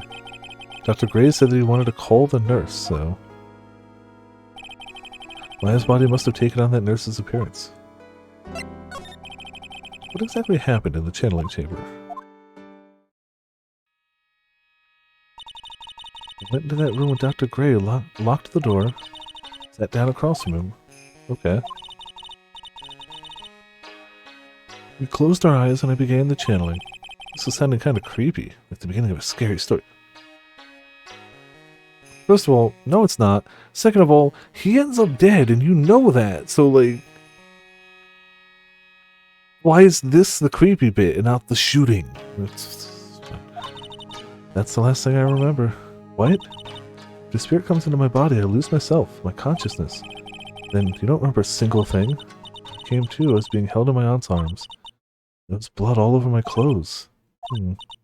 Oh, but I do remember having a dream. Dream? What kind of dream did you have while you were channeling? I can't remember it all that well, but I was dead and buried in the ground. I couldn't move, and it was unbearable, really suffocating. Went something like that. I see. No idea what to say to that. It was a really familiar smell, too. Under the ground? Yeah, I can't quite place it, but I know I've smelled that same scent before. Guess this is about all the information I'm going to gather for today. I'll be back later, Maya. In the meantime, please make sure you prepare it, okay? Huh? It? What is it? It's it. The document requesting me to be your attorney, of course. But what's wrong? Are you sure? I mean, I'm guilty. I'm a murderer. No one's decided that yet. But I did. I killed that person with these 2 hands. That's enough, Maya. It's hopeless. If you defend me, you'll lose, I'm sure. Stop it. Help me. Nick, help me. I'm scared. Don't worry, I will. When is the trial? Sounds like tomorrow. As usual, 0 prep time. Alright, I'm going now. Wait. This jewel. This is called a Magatama. It's a magical charm and it's always protected me. Give this to Pearly, and I'm sure she'll lend you her spiritual powers. Slightly translucent, it's small, but it has a deep, profound aura about it. Magatama received from Maya.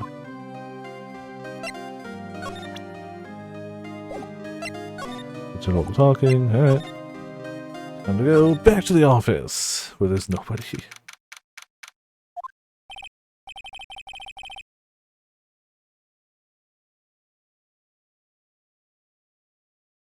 Ooh, feels like I've been gone forever. But it's only been one day. Oh, that's right. Where's that newspaper Dr. Gray brought the other day? Ah, here it is. Right on top of my desk. This is the only thing he left behind that's going to be of any help. 1 year ago, May 2nd, 14 patients died from malpractice, Gray Surgical Clinic. Giant building just outside the window. It's the Gatewater Hotel, a high-class luxury hotel. Until recently, it had been a normal business-class hotel. Charlie, a quite decorative plant. It's a memento of my boss, Mia, who passed away. The rest of the room may be in shambles, but I always managed to care for this little fella. Poster of the TV action hero, the Steel Samurai. Maya stuck it up here right before she left. Wouldn't say that the Steel Samurai and an attorney's office are a good match, but Maya threatened to curse me with some magic spell, so I guess it can stay. Difficult-looking legal books stand in a formidable row. They mock me. Actually, I've neglected them for so long, a layer of justice started to form. One of these days, I should try to build up the courage to read one, I guess. You're a lawyer. It's my desk. Keep it neat for those rare occasions when I actually have a client in the office. It's fine. Why read difficult-looking lawyer books? I have to save Maya no matter what. It's her life on the line. What in the world happened in that room yesterday? Well, we already looked around here.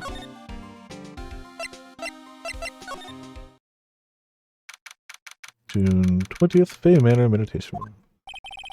Meditation room nurtures all mediums, young and old. Even mediums in training, I'd wager, but it's pretty deserted today. Probably because of the murder yesterday. You don't say. Because of the murder yesterday. It's probably. Maybe. There's a slight chance it's because of the murder yesterday. Fay Manor, Channeling Chamber. Looks like Detective Gumshoe isn't here today. I should take this chance and thoroughly check this room. If I'm lucky, I might uncover a clue or two. Oh, Mr. Wright. Good morning. I'm on my way to go meet Mystic Maya. I thought to bring her some items to make her feel more at home. Namely tea, so bitter you lose your tongue and jaw dropping the large strawberry desserts. I'm sure Maya will be very grateful. It's Mystic Maya, good sir. She's a scary lady. Oh dear, sweet Mystic Maya. Pearl wept constantly for you last night, as did I. I know it's important for me to search the site, but I should ask her some questions too while I have the chance. I would like to ask you a few questions about what happened yesterday. You mean that awful tragedy? No. How do you actually brew tea so bitter that you lose your tongue? The murder's unimportant, don't worry. It's the murder. That man murdered me, so I killed him. Yeah, sorry, it's a flashback. You said the second to me. Move quickly and phone the police. Forgot it was a flashback. What happened here in this room after I left? Well, first I struck Mystic Maya on the head. Make her go unconscious, correct? That is correct. Next I performed the spirit severing technique. Spirit severing technique? The spirit of the nurse was inside the Mystic Maya's body. I used the technique to send the nurse's spirit back to the other world. I wonder if this kind of testimony is even admissible in a court of law. It's gonna be a tough one, I'm sure. By the way, what is this room exactly? The channeling chamber? It's the chamber we used for channeling. I mean, this room was created for the sole purpose of preventing such a tragedy as yesterday. What do you mean? Sometimes when an inexperienced medium calls in a especially strong spirit, the spirit may become violent and revolt, as you witnessed yesterday. I know, it's crazy to think, Ramen. Revolt, but how? When the spirit enters a medium's body, she loses her will and herself steps aside. Put it another way, the spirit is borrowing the medium's body, good sir. But isn't that extremely dangerous to lock from the inside, in a room, a person who was accused of murdering a person, and the spirit of that dead person who he supposedly murdered? How could any of that have gone wrong? Experienced medium has little problem controlling a spirit.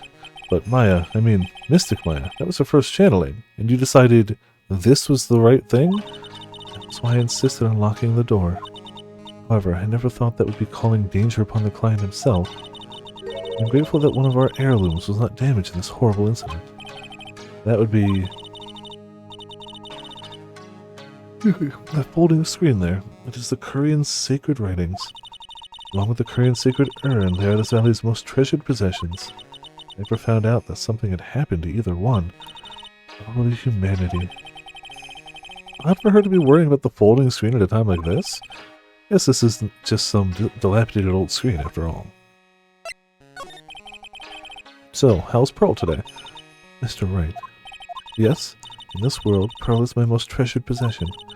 And compared to even Mystic Maya, Pearl has the spiritual power to become a master. That's very impressive.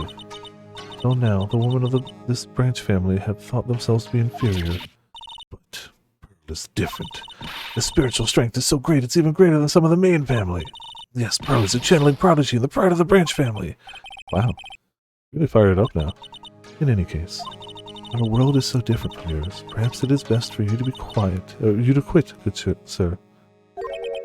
Quit? Quit what? Wow. Gonna end it there? Alright. Beautiful and expensive folding screen. It also looks quite old. Seems to be some sort of secret text written on it. This is... It's a hole! Could this have been made by a bullet?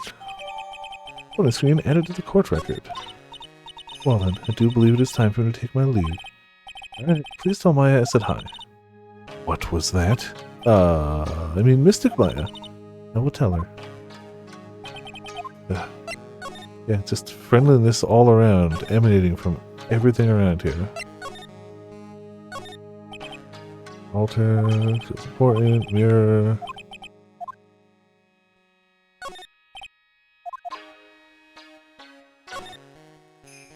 Well, it's mostly the same, except for the blood. Meditation room sits outside the door. Lock is broken because, well, I broke it.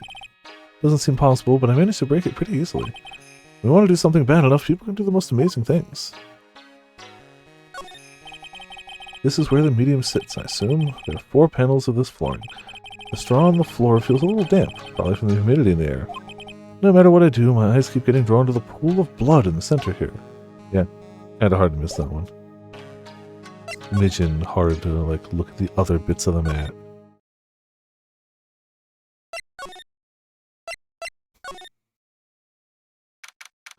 In 20th May Manor winding way. Little Pearl isn't here today. Maybe she's at school? Wrong way.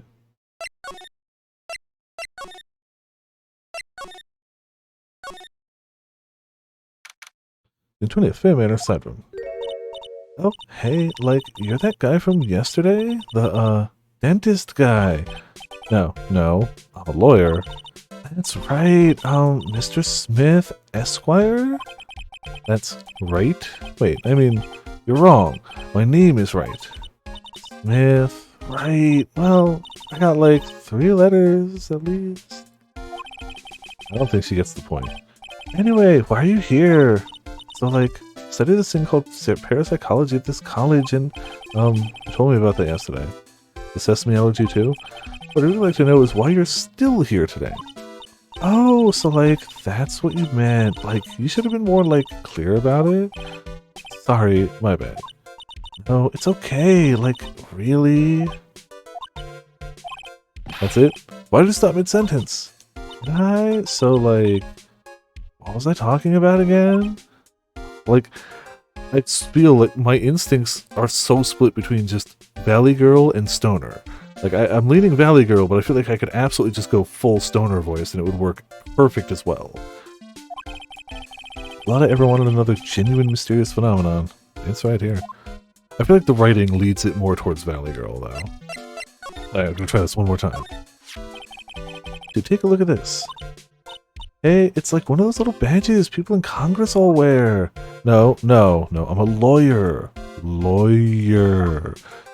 Like, so is that what you are?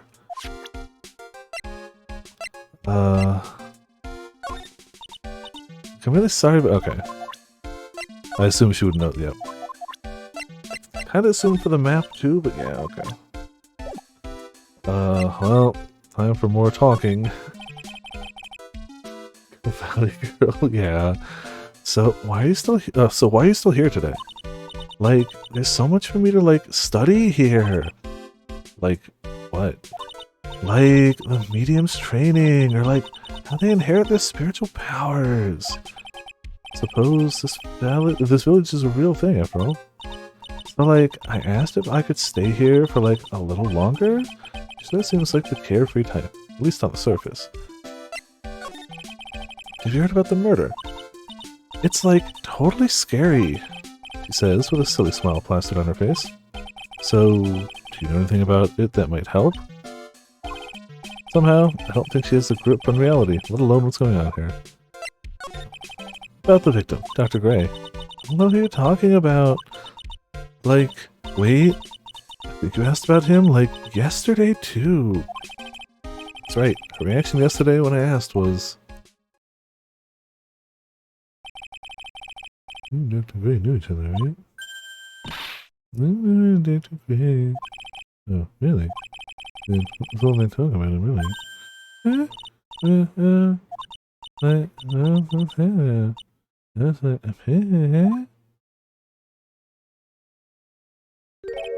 Okay, she's definitely hiding something from me. Like, is something wrong? Well, let's look around. Only something slightly different. Now where did this box come from? Sure this wasn't here last night.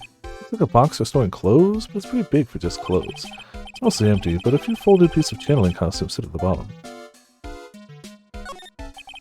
The blanket's a mess. Are you going to fold it? Like, I had a really good nap, and like, just thinking of leaving it like this, so like, it's all set for tonight. You know what? I can't fault her for that. I relate. It's a decorative wooden bear sculpture. It's plate attached to the base. Souvenir. Isn't it cute? I like totally brought that. Ah, so it's yours, huh? Yeah, so like, this village is really famous for like channeling and bears. Wait, famous for bears?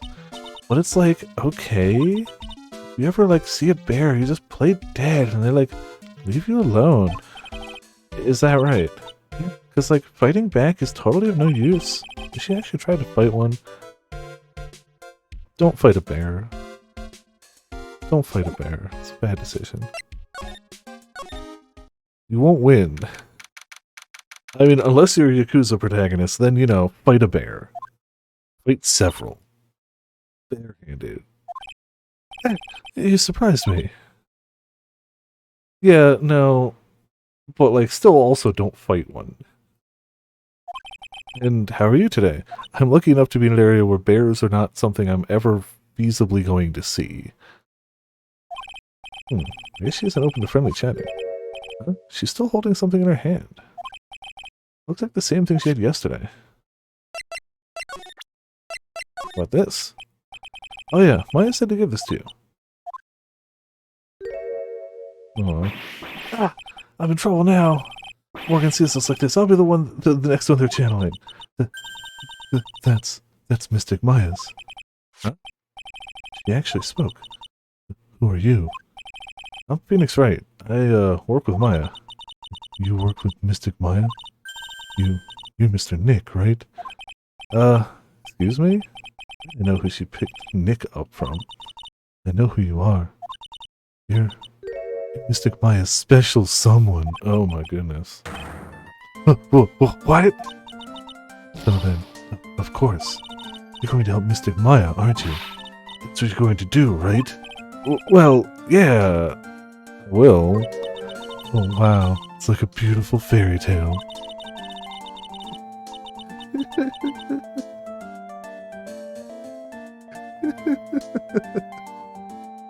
I had heard that before ramen, actually. Yeah.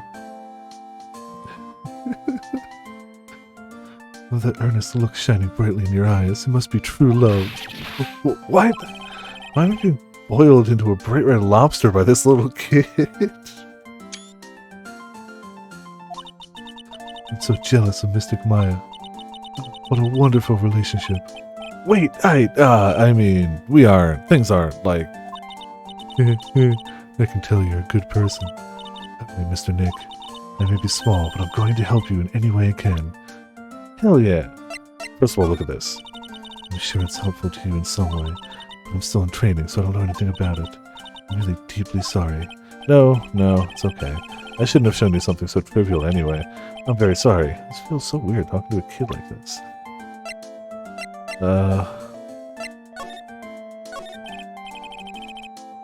Pearl, are you friends with Maya?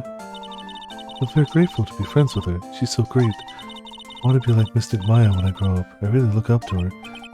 Wow, I had no idea Maya was so revered. Usually when people don't use Mystic Maya's title, I get mad. Oh, sorry. It's you, Mr. Nick, and it's okay. Because you're special to her. Where in the world did she get an idea like this? It's almost like she talked to her. So. By the way, this may be rude, but which channeling school are you from? Which channeling school? Yes, for example, I studied the Korean technique. Ah, I get it. No, I'm a lawyer. A lawyer? Law. Yeah. Yep. Is that related to spirit mediums in any way? Not that I know of. Wait, are you telling me you don't know what a lawyer is? I'm sorry, but I have no idea. Well, I did say Pearl doesn't know much about the outside world. So what's that got in there, Pearl? Oh, this? I found it yesterday. If you want it, I can give it to you. Sure. Alright, well, if you really want to give it to me. Yeah, you look like a child at a toy store, Mr. Nick. She not only speaks in a refined manner, but laughs in one too. Her laugh is oh ho ho ho. Clearly, that's the most refined laugh there is. We all know there's no laugh more refined than that. Black key added to the court record. Mr. Nick. Yes, Pearls. I can call you that, right? You're too cute to just call you Pearl. Sure, Mr. Nick. Are you sure it's okay for me to have this Magatama? Yeah, it's okay. I was told to give it to you. But I can't accept something like this. All I really should do is charge this Magatama with spiritual energy. Spiritual energy? Peak refinement. Husband is a modern day Zoro. Oh.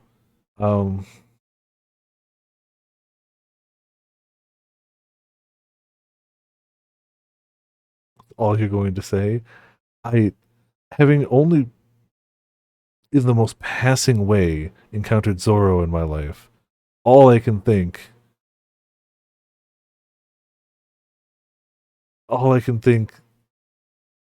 it's just him going up behind you and just like doing the Z on your the Z on your back. That's all I can think of. I don't know what else Zoro's known for. Like being suave and being like a hero, maybe an anti-hero. I think he was here. Like he's definitely a good guy. I really don't know much else about Zoro besides just that. And Antonio Banderas, you know, the power that is Antonio Banderas. That I'm aware of. The sheer unadulterated power. But I've got no, oh man. This will be a quick tangent, but I relate to that. So if somebody's ever been to New York City is the easiest city to figure out because it's a grid. It's a grid. It's just a perfect grid, right angles, avenues or streets go up, avenues go from east to west. They go up. So it's super simple. So if you are at like 5th and 3rd, and you need to get to 4th and 10th, you know you need to go up and over. It's super simple. My problem is, my sense of direction is bad with compass directions. So I'm like, oh yeah, we need to go like north 3 and west 1. But I'll start running south. So I'll go south 3 and east 1. And I'll be like, now we're twice as far away as from where we were. Great. Cool. I think I just scared Mitz off. I'm sorry, Mitz. I hope you guys didn't get too lost, and at least you had some fun wherever you were getting lost on your way to. Mitz, it's not about the destination, man. It's about the journey to get there. You gotta take joy in the world around you, man. Oh, in a game? Oh, then at least you got to see some cool sights, probably. Or at least you got to sit there like, right when you go the right way.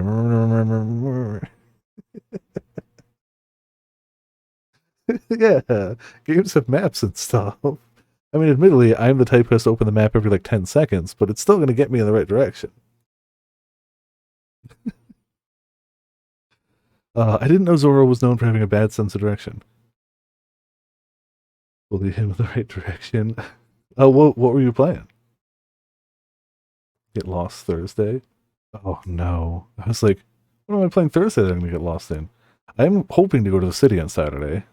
But like I know the area around Grand Central well enough, I don't get lost there at all.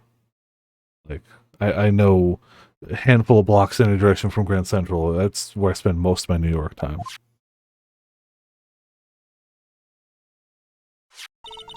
Okay. Gotcha. The wrong side of the road? I don't know what you're talking about, sorry.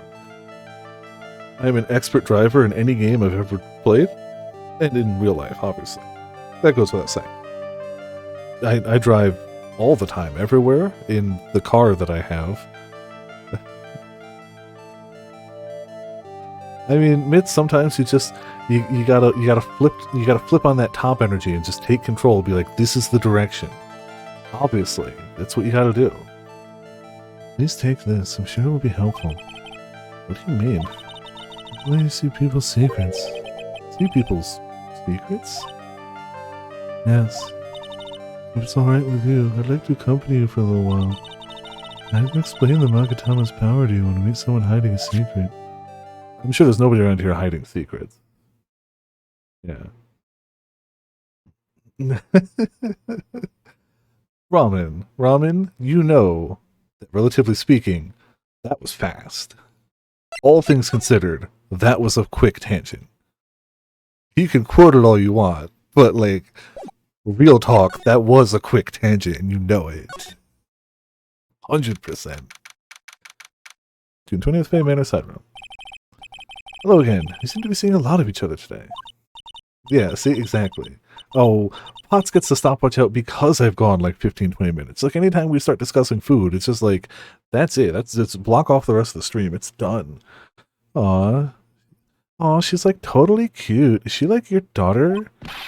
What? No! How do you think I am? Man. Died in one of the futons? Oh, she was napping in it, but she just left it there so she can like slide into it later. I want to ask you about the victim, Dr. Gray. I like totally don't know him. Ah, yes. Ah, what is this? You can see it, can't you, Mr. Nick? You can see the lock on that person's heart. Huh? What? This is the power of the Magatama. Only you can see these psych locks, Mr. Nick. Psych locks, huh? The more someone wants to hide their secrets, the more locks you will see. It's the only one. I think you can easily unlock it. Unlock? But how? Yeah, I remember that, like, visual of, like, the chains and the lock. Please use Mystic Maya's Magatama on this person. Let's remove the lock. I have no idea what she's talking about, but guess I'll give it a try. You must be careful, though, Mr. Nick. If you make a mistake, it will hurt you. If you don't think you have the proof you need, you must have the courage to stop. Well, I gotta start somewhere. Let's give this psych lock thing a try. Going to ask you again. Did you know Dr. Gray? I totally don't know that guy. Like, you're totally more persistent than a roach. Well, this girl is hiding something. I'm sure of it. Guess I have no choice but to remove this lock. Alright, so first I have to use Maya's Magatama.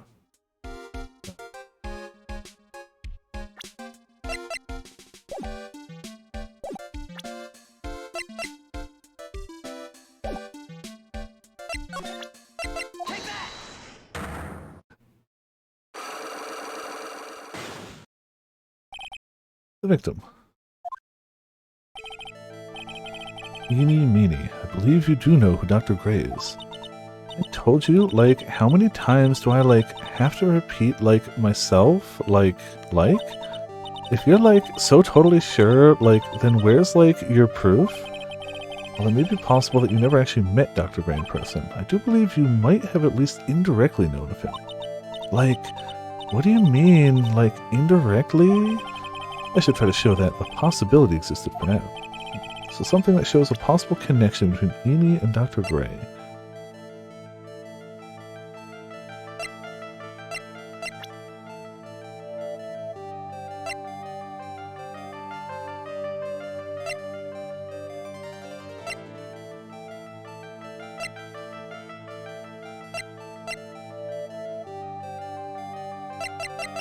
Yeah, we must have physical evidence.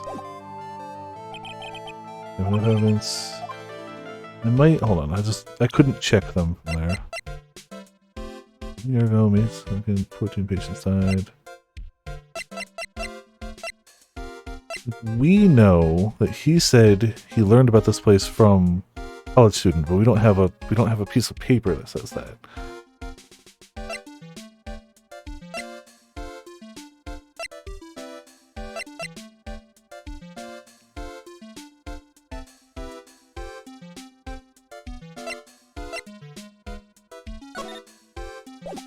Am I wrong?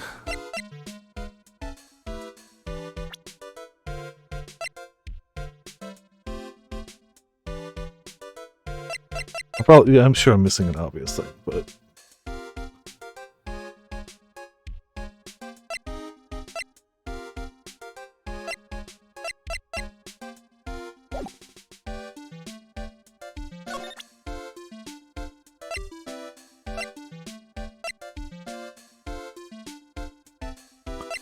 is there really something that obvious?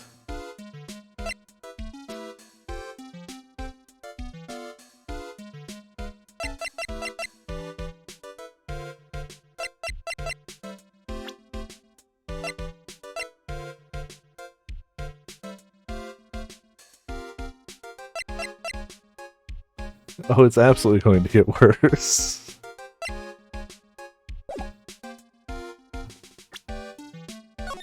Let's just do one of those real quick.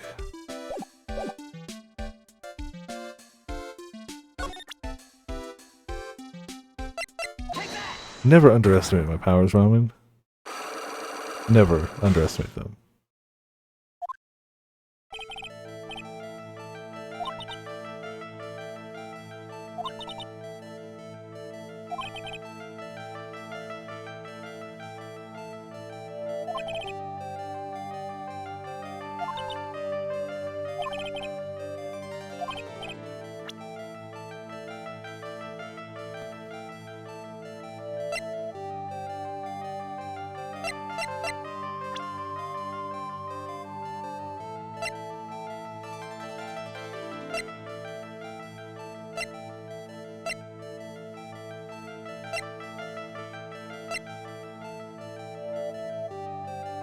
I must be blind.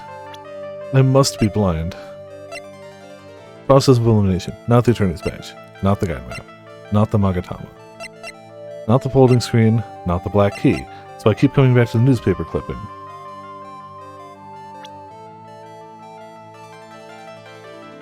I don't think presenting her to this is going to help. Big Gumshoe, no. A lot of heart, no. Morgan, no. Pearl, no. I don't think presenting Dr. Turner is going to be proof that there was a connection between her and Dr. Turner. It's gotta be the newspaper clipping. It has to be. Here's your proof. Like, what is that? I guess it doesn't have it. Oops.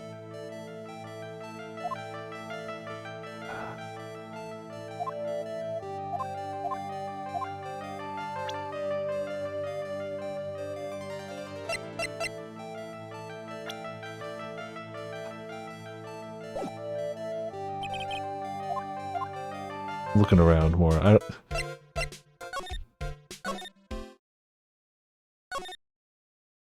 Either we don't have the evidence or I'm an idiot are the two answers. And I believe both of those to be true.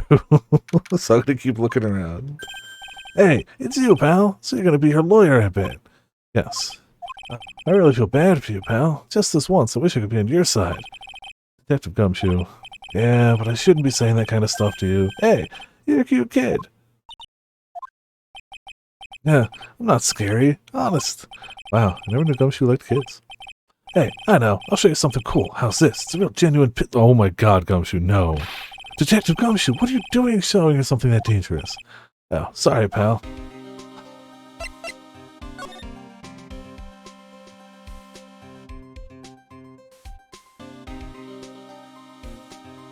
Did I say we don't have an idiot? I thought I said we don't have proof or evidence, but no, that's...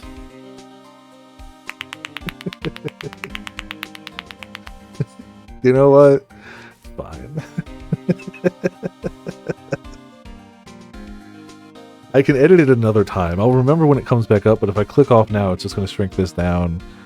Sometime it'll pop up. And what about Maya and the charges against her? I don't think you can win, pal. We're talking about proof. We got a few pieces. You got proof? Yeah, pal. That puffy-haired photographer is going to testify tomorrow. You must be talking about Lotta. Actually, speaking of Lotta. You took some hot pictures earlier. Huh? Remember? Like some pictures in Marison's Lotta's hot pictures. I wonder what her camera captured. Besides, you must have realized by now, pal. There's no way anyone other than the Maya Faye could have done it. What am I supposed to say to Pearls now? Let's go to your head. I can't imagine why, Ramen. There's nothing around here that would make you think that in any way.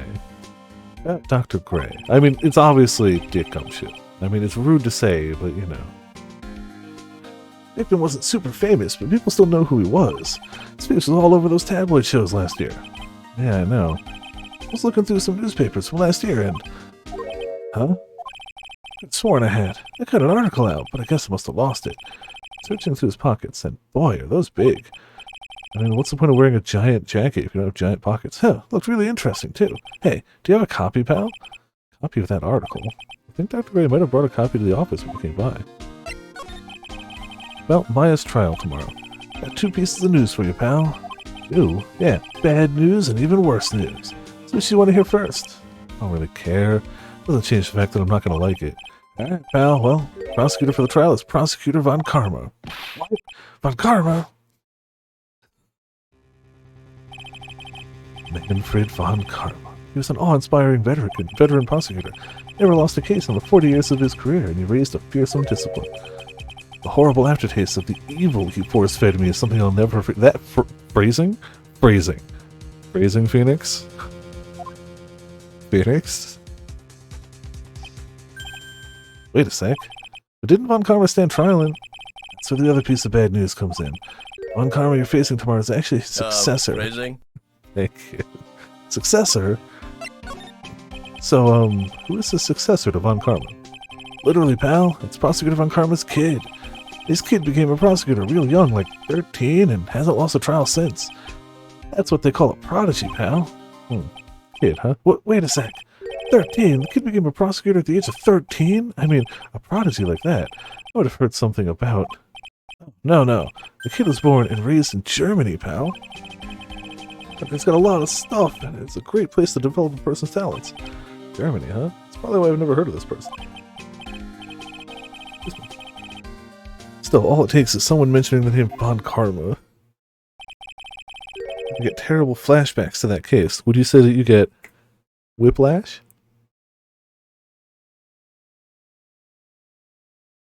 Yeah. Angry. Stop it. Get a grip on yourself, Phoenix. None of that matters anymore now that he's gone.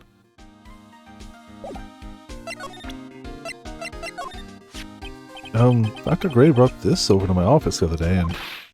Hey, it's that news story. The one about the malpractice suit. 14 patients died and it's caused a huge stink. Yeah, but that's not all, pal. Things only got worse after that. You mean the car accident the nurse died in? Oh, here we go. Brought my own clipping with me today. Pal, this is for you. Alright, thanks. Maybe Meanie, nurse at Gray Surgical Clinic, died after falling asleep at the wheel.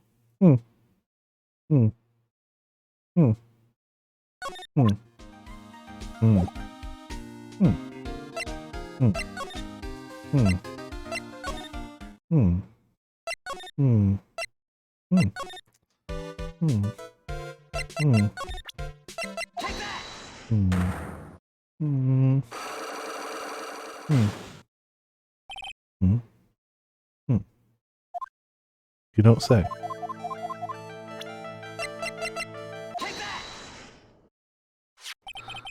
Take a look at this newspaper clipping. Like, what is it? A story about an accident? Please read the victim's name. Mimi? Meanie? Meanie is a pretty rare last name, wouldn't you say? Miss Mimi Meanie wouldn't have happened to be a relative of yours, would she? So you noticed. She was my older sister. Sorry about your loss. Your sister, was she a nurse, perhaps, at Dr. Gray's surgical clinic? Gray's surgical clinic? I don't think I need to tell you that the clinic was run by the victim, Dr. Turner Gray. Which is how you knew of Dr. Gray. You knew him through your sister.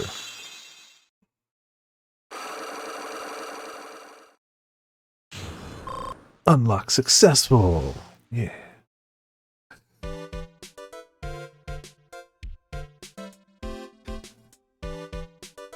I don't know what you're talking about. We unlocked the lock. I don't know. I seem to think that we were successful. Please, tell me all you know about Dr. Gray. My sister's name was Meanie?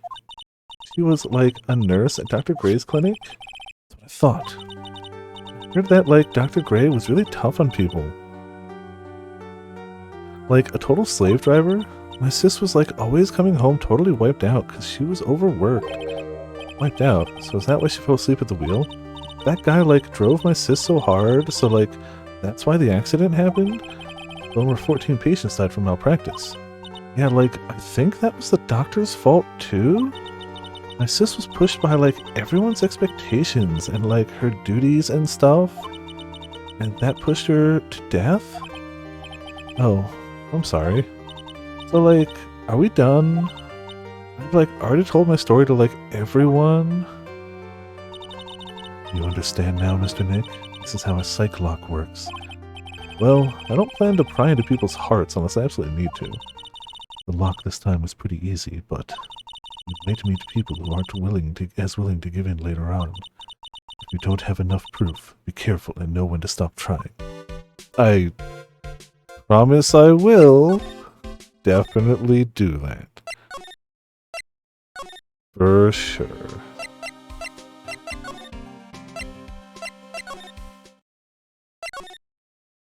Not sure what else to do now, though. Nope, out here it is. Mr. Nick. What's wrong? I've never left Korean Village. Really? Wow, that's pretty amazing. You're going to meet with Mystic Maya, aren't you? Please tell her I said hi. Hey, wait! You ran off. Again. Well, I know Inu's secret now, but still don't have any idea how I'm going to save Maya. I don't even know if I should go in there with a smile or a straight face. It's fine. Nope. I actually wanted to go to detention center. What am I supposed to do? I'm almost out of time. Can I really do anything? Can I really save her? Sorry to keep you waiting. Huh? Must be Maya. It's been a long time, hasn't it, Phoenix? That voice. Mia! Excuse me. Even without me being here, it looks like you've learned to stand on your own.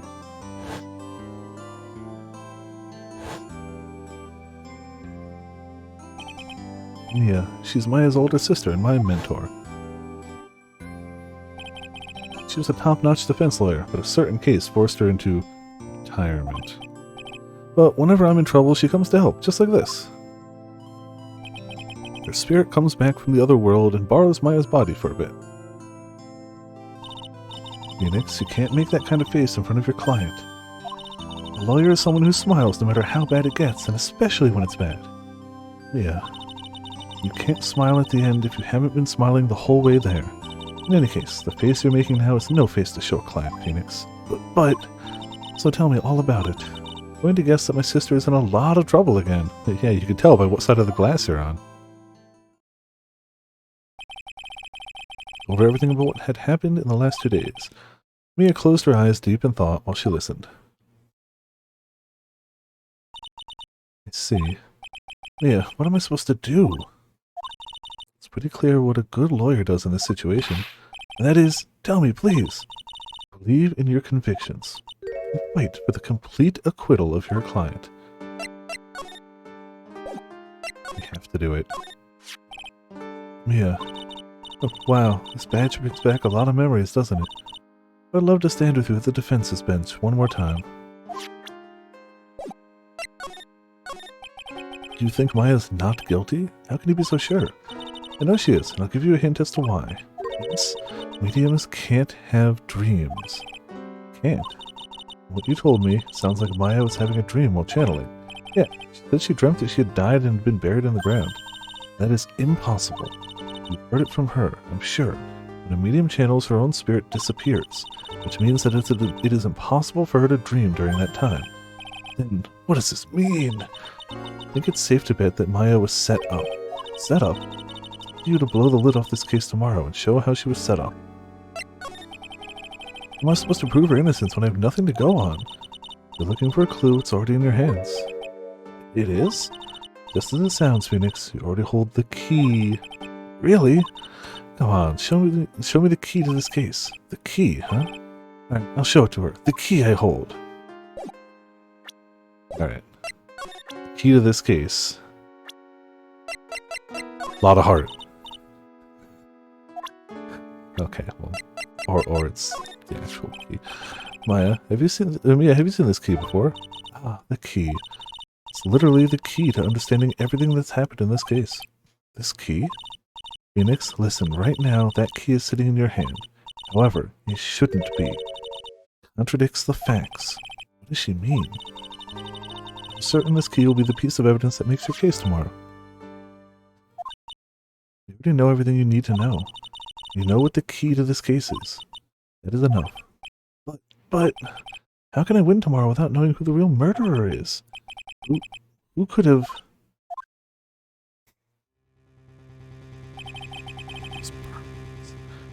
Didn't know it at the time. This day was going to end with a turn for the surprising.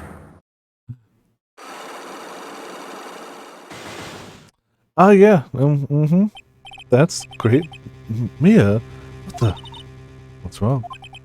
That's right. Only I can see the Cyclops. Which means Mia must know something about the real murderer. But for this to be something that she would hide under lock and key from even me, what in the world is going on? To be continued. And I hate to say, we're probably going to save it here. I don't really have a problem saving in the middle of, like, investigation scenes, but I really like to do the court sequences in one chunk if at all possible. Unless we just happen to go long, in which case, like, yeah. But, like, I really like doing the court sequences one shot when we can. So we'll end a half hour early today. It's okay. And we'll pick it up here next time. Again, hold on, if I hit something, will music start? Yes, cool, we get music too. Yeah, thank you all for tuning in, thank you all for watching. Hope you all had a good time. And my, was never, I never screwed. Can't stop. Yeah, it's fine. You know what? How about... Damn it, that doesn't stop the music. Damn it. Forgot to play this in the background. Whoops. Just the reason I muted at the start of the streams, but yeah. Obviously, thank you all for tuning in, thank you all for watching. We did the trial case expertly, and we are up to the first trial bit of this case. Anytime we enter it without, like, basically being able to piece together what the end is, I always assume there's going to be a second trial. I don't know, though. I feel like first case, 2 trials sounds right. I don't know. We'll see. We'll see. Next week, I could be doing this. I'm taking next Saturday off, going to the city, but since I'm not going in for karaoke, it should be fine. I can't see a reason I wouldn't be able to do it next Sunday. Tomorrow we're doing Labyrinth. I have gained 1 more set of reincarnations for everyone, but it's still probably going to be the next, like, 10 Labyrinth things are just going to be grinding. I really don't know when we're going to make actual tangible forward progress. I really, really don't. And I cannot give an answer to that. Tuesday's going to be Live Alive. Thursday we're driving trucks because Sora's ticketed us to drive trucks. Friday's going to be Monster Hunter. Saturday I'm off, Sunday's this. So we're good for a little while. I'm sure it'll be fine. Definitely. Gotta sell a monster. Yeah, cool. It is cool. And since we didn't drop a raid to anyone tomorrow, or yesterday, is anyone going today? Anyone streaming right now?